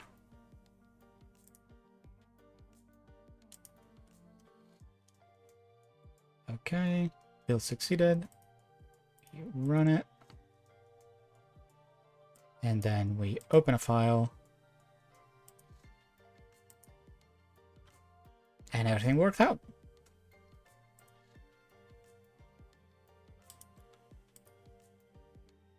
Same here. Okay. So we moved all our operations from the window to the ancillary model object.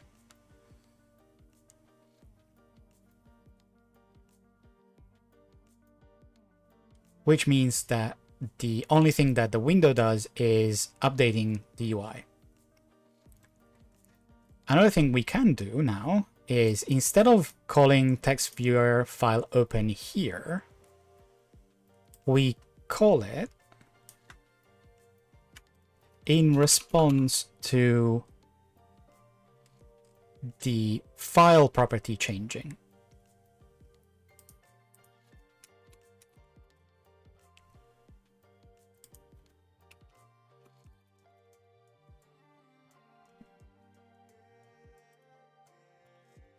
And this is going to be useful later on.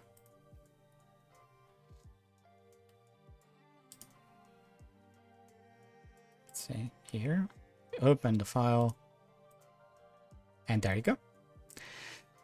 This is going to be useful later on because at some point we might decide to, well, we can set the file without necessarily going through the open action, but we only set the file here.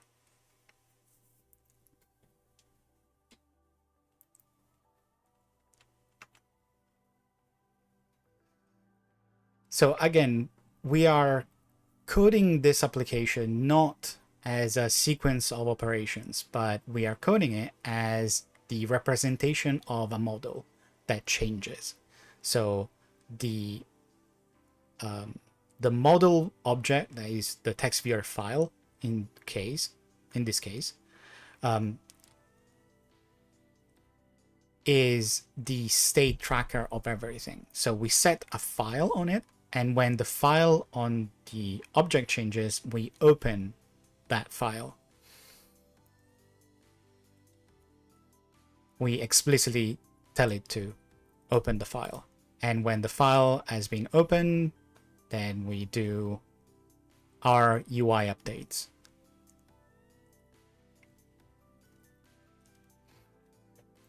And this is going to be useful because at some point now we can start looking at storing that information, that file here, instead of just setting it when we click the open button or we use the Control-O key shortcut, we can set that file at startup. Just like we bind the window width to the window width key to the default width property on the window.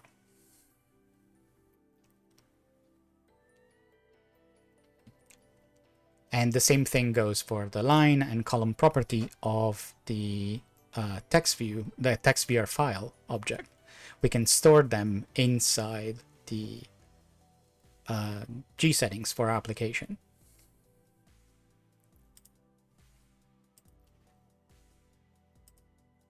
So, for instance, here we can have a key. I call it, I don't know, last file, and the type is a string. Well, it's not a string, it's an array of bytes, actually.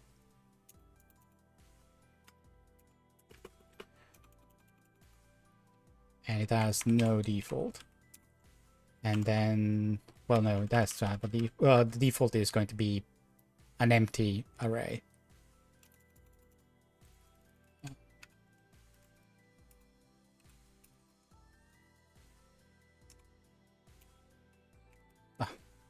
Why am I doing this?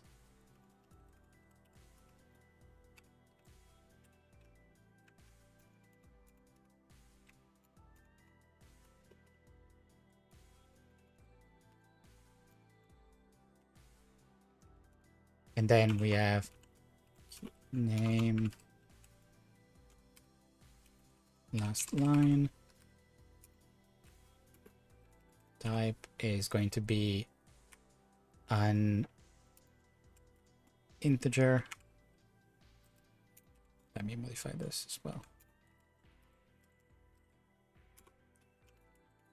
Default is going to be 0.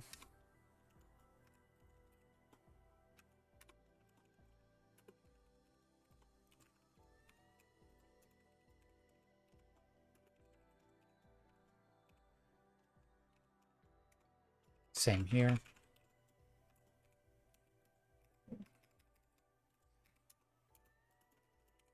Nice to understand why the indentation has gone away.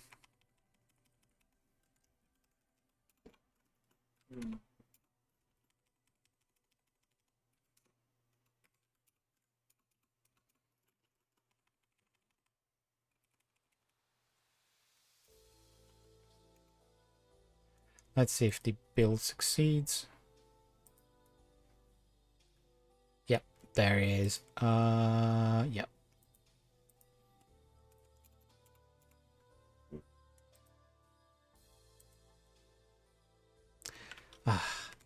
Never remember what the default is for G variant.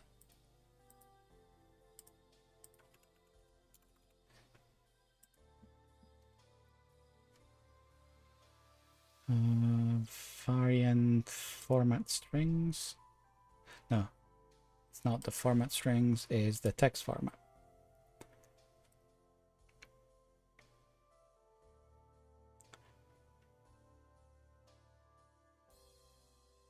Array. Yeah. It's going to be this.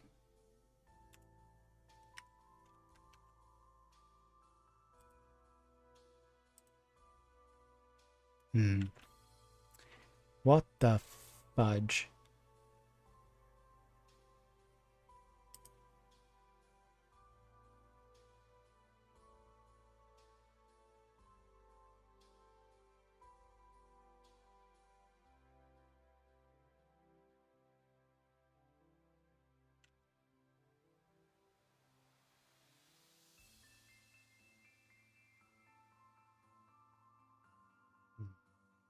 Never remember. Because I can use this and this one should work. but the file is technically a path, is not it's not a string. It's a byte array.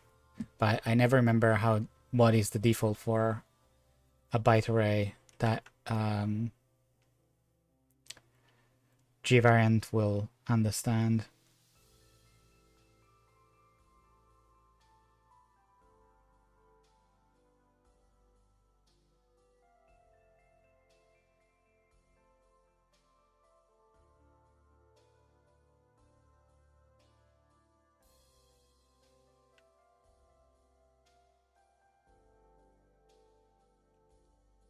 I mean, it should be this. Or maybe it's just this.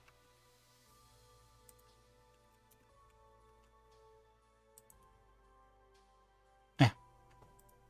Oh, it's so annoying.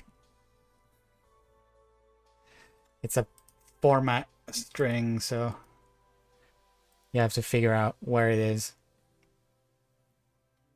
In this case, it means an empty byte array. Okay, so now we go here. And we can do G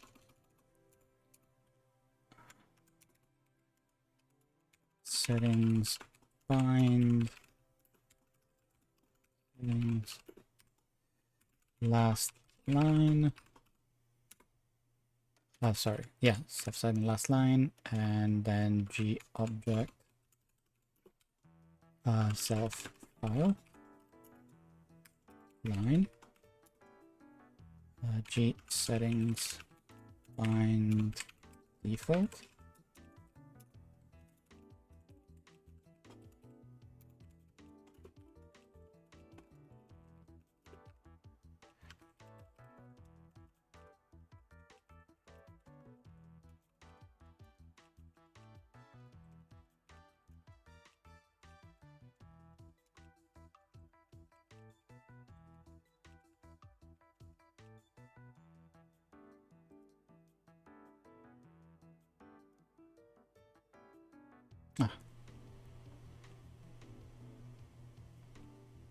Right. Yeah, we cannot do that immediately because it needs to be converted from a string to an integer. So instead of doing that, we can fake it a little bit. This is just for displaying, just display purposes.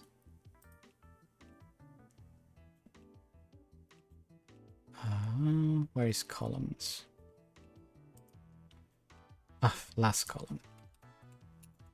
Want to just show what happens when we add it.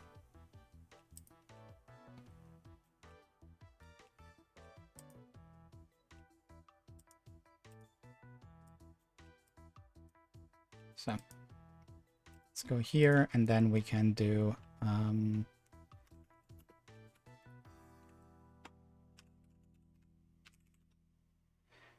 okay, it's going to be com example text viewer config glib settings key file. Right.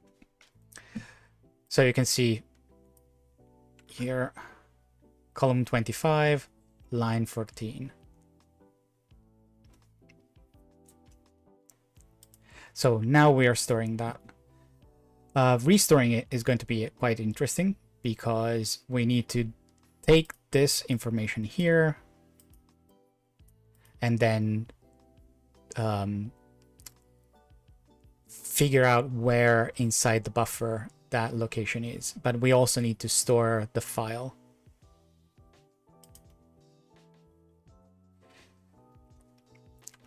And in order to do that, we actually have to do a couple of other things. So in reality, we are not going to use gsettings bind here because there is custom code in between that needs to be dealt with.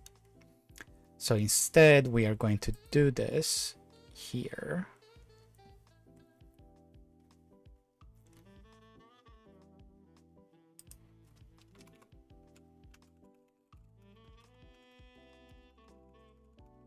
You can have as many G settings as you like. It really doesn't matter.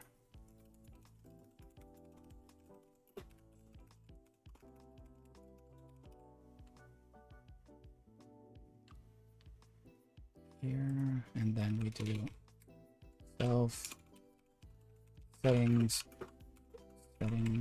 new.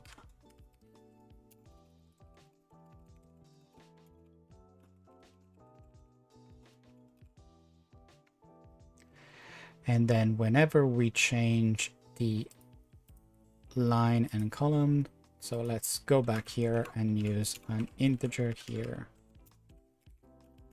instead of a string, since at this point we have access to integers.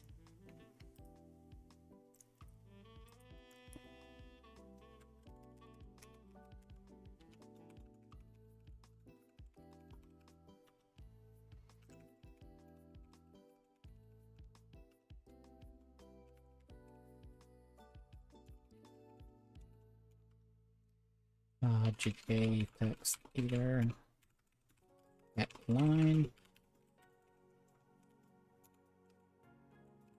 Here we save the line with a 0 offset instead of having saving the line with a starting from 1.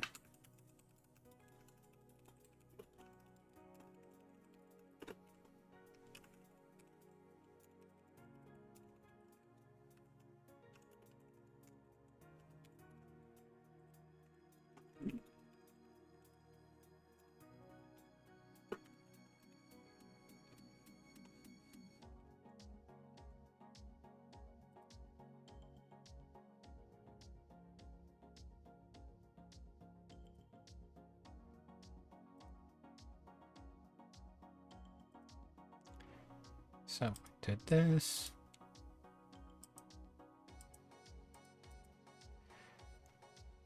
And now we can line 14, column 70.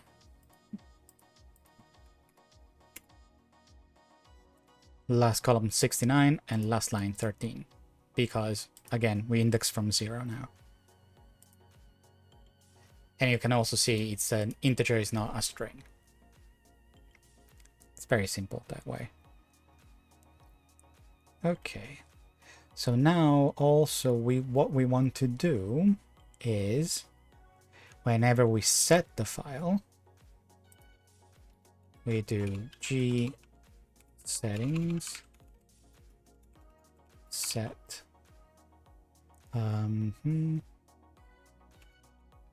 value of settings last file here, and then this is going to be gvariant new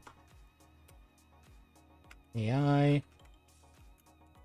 file class self file.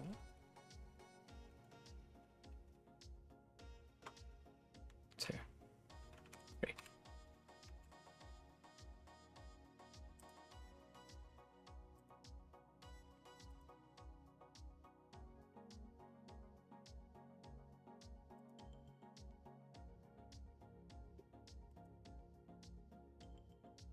So if we open a file, we open to do here.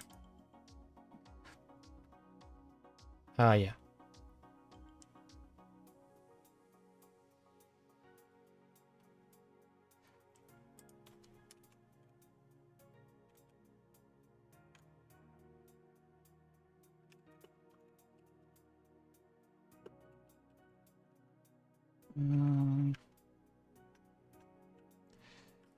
Yeah, it's going to be gvariant new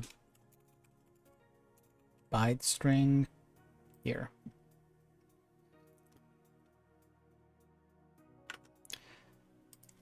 Let's use the right thing. Okay.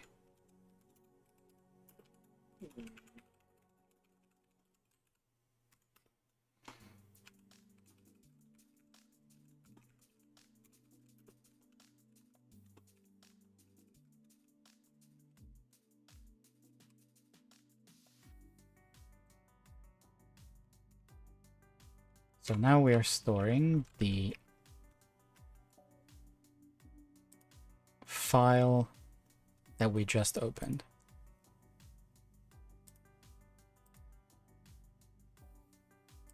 Okay, so if we go here,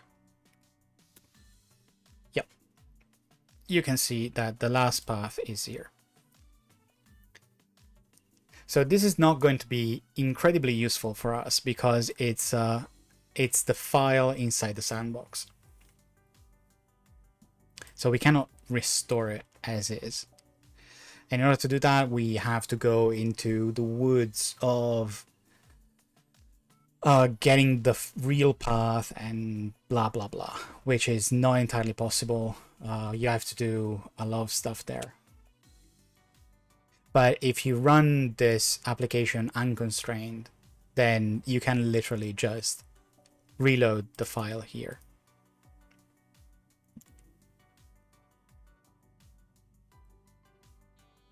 It's one of the things that makes writing applications a little bit more complex. Sandboxing is not a complete drop-in solution. It cannot be a complete drop-in solution because the sandboxing is done in a way that has to involve the user at all times. There is code in the GNOME text editor that lets you reload the files because it stores, it does a bunch of interesting quote-unquote tricks with the location of the file, but also because it stores that information inside the cache of the text editor. It stores the content. So even if you write some file, you write a new document and you start typing it, and then you close the application and you reopen the application, the file has been saved inside the cache. So it always has access to that.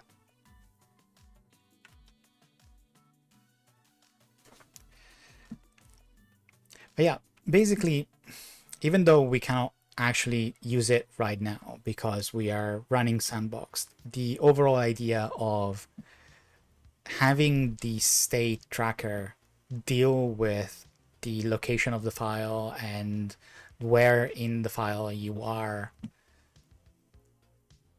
instead of having the window do that, is the point of the exercise.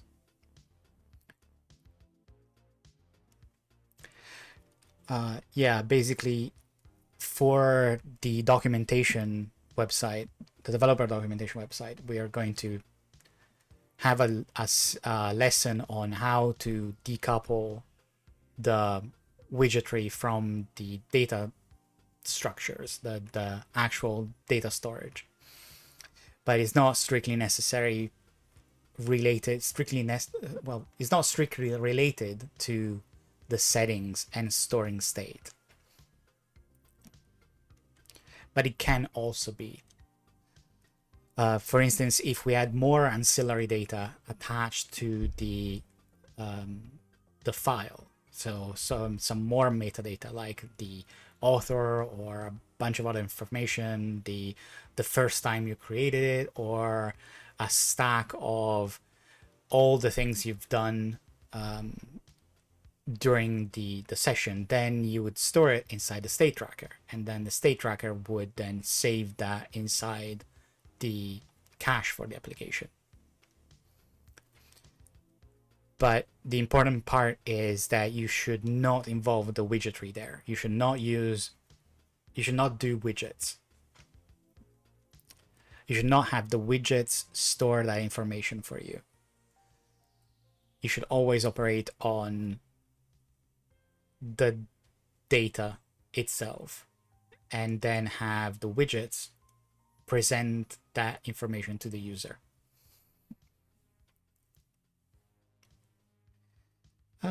Okay. So yeah, I think for today, we covered a lot of ground. GTask, moving stuff around in threads, and moving functionality from widgets to neutral objects. So I think we can stop here for today. Also because it's 2 hours and a half. It's kind of the sweet spot for that kind of thing. Let me transition back to my big head.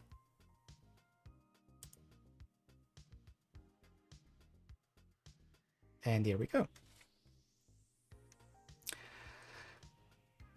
So yeah, today we basically completed the extraction of the data from the window and from the overall GUI part of our example application into the state tracker. We took initially all the ancillary data like the buffer and the file, and then we moved it into the model object, and then the model object was used to keep track of the position inside the file, for instance. And now we move the actual operations that the window was doing, loading a file, saving a file, into the model object. The model object is now responsible for creating tasks that will either open a file and grab its content, do UTF-8 validation, and then present the contents as a byte buffer, or will save the file so as another path. The window is now only responsible for responding to the user interaction, so pressing a button, using a key shortcut, or opening a menu. Then it will call a method on the model object, and the model object will then do its thing. And once the model has finished, it will notify the window, will notify the GUI how the operation ended. So if it was if there was an error, or if it was successful. And in that case, it will the window will update itself. This is kind of how GNOME applications are structured. This is how you should write your applications, not as a UI that takes care of everything, but a UI that reflects the state of a model. And the model is the object type that contains all the information about the data you are manipulating. So for a text viewer, it will be a reference to the location on disk of the data that you're viewing, and in this case, the text buffer, which is the object that contains the data so that it can be presented using GTK text view as a widget. So yeah, I guess this is kind of my idea of a best practice on how to start a GNOME application. Instead of starting from scratch, we started with the template that GNOME Builder presented us, that provided us. And on top of that, we added a bunch of other functionality, and then we decoupled that functionality from the GUI to the data structure. This allows us to be more efficient in terms of maintenance of our code. It's going to be easier now to add functionality to the state tracker and then update the UI to reflect that information, instead of having to add it into the window.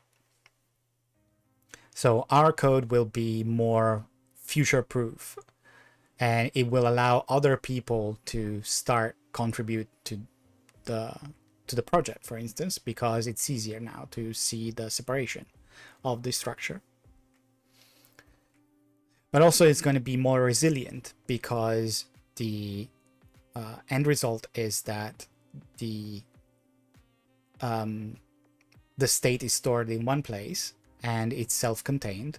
You cannot access it from the outside of these operations, and the change notification follows the API that GObject provides you, so signals and properties. Which means that if for those to break, everything else has to break first. And there are lots of safeties in place to avoid properties breaking horribly.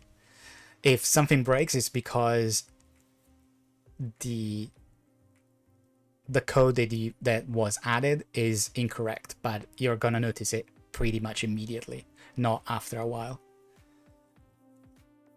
But also, it's kind of cleaner to have this kind of separation. The size of the window source code and the file source code should attest that the file object is, in this case, 380 lines. The window is less than that, is less than 300 lines. So we moved code out of the window and into another file, and while the size of the project has grown, the size of each individual file has shrunk. Which means it's easier now to document, it's easier now to read, you don't have to go back and forth a lot.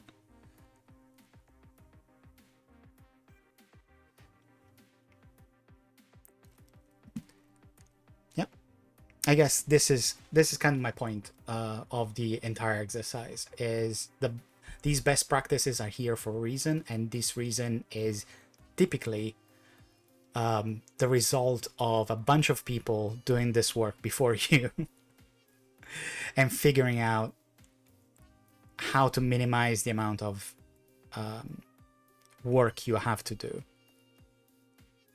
Programmers are lazy by nature, and if they can find a way to avoid working, they will spend a lot of energy to find that way.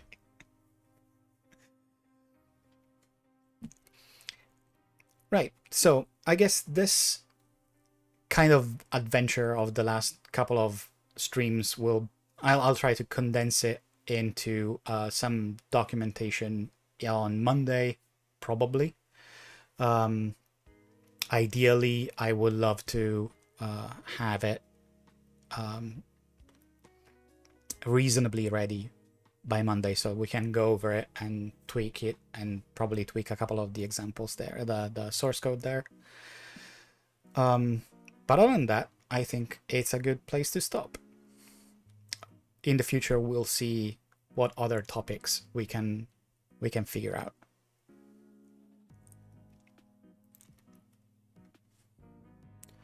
Yeah, and if you have any questions at all about developing with GNOME, developing with GTK, just feel free to reach out to me on YouTube or on Matrix or Discourse, and I will be happy to answer on stream as well. Because I've been doing this stuff for 20 years now, almost, and while I can keep talking about GNOME development until the cows come home, it's probably easier if people ask me questions, like specific stuff that they are wondering about. It's probably easier because starting from, even if I could start from scratch, even if I could forget all I have understood up until now, the kind of answers and the kind of questions and the kind of answers I can come up with are probably going to be different from yours. My perspective is probably going to be different from yours. So it's easier to ask me, and then I can do a deep dive on anything related to GNOME and developing GTK and GNOME applications.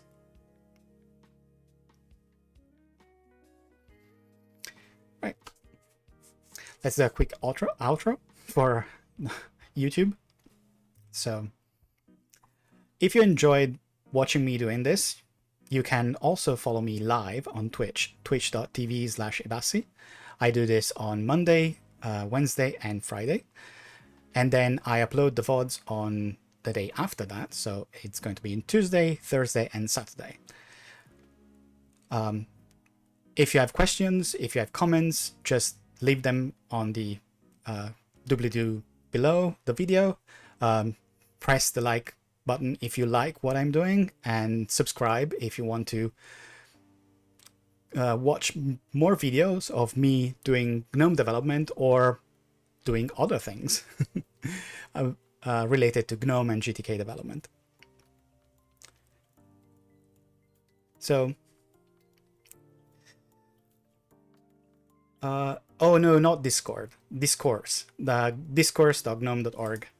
Let me.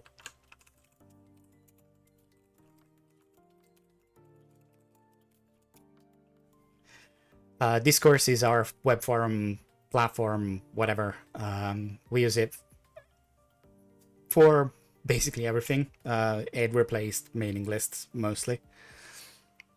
And I'm happy to answer questions there as well. There's a lot of stuff for people that are both newcomer to the platform and also long-time users of the platform. You can also search a lot of questions that have been already posed on the platform, on the development as well. There are entire categories for that. Anyway, I think it's time. Thank you for watching. Thank you for sticking with me with this this week as well. Have a fantastic rest of your Friday, and have a great weekend. And I shall see you all on Monday for new adventures in GNOME development. Bye.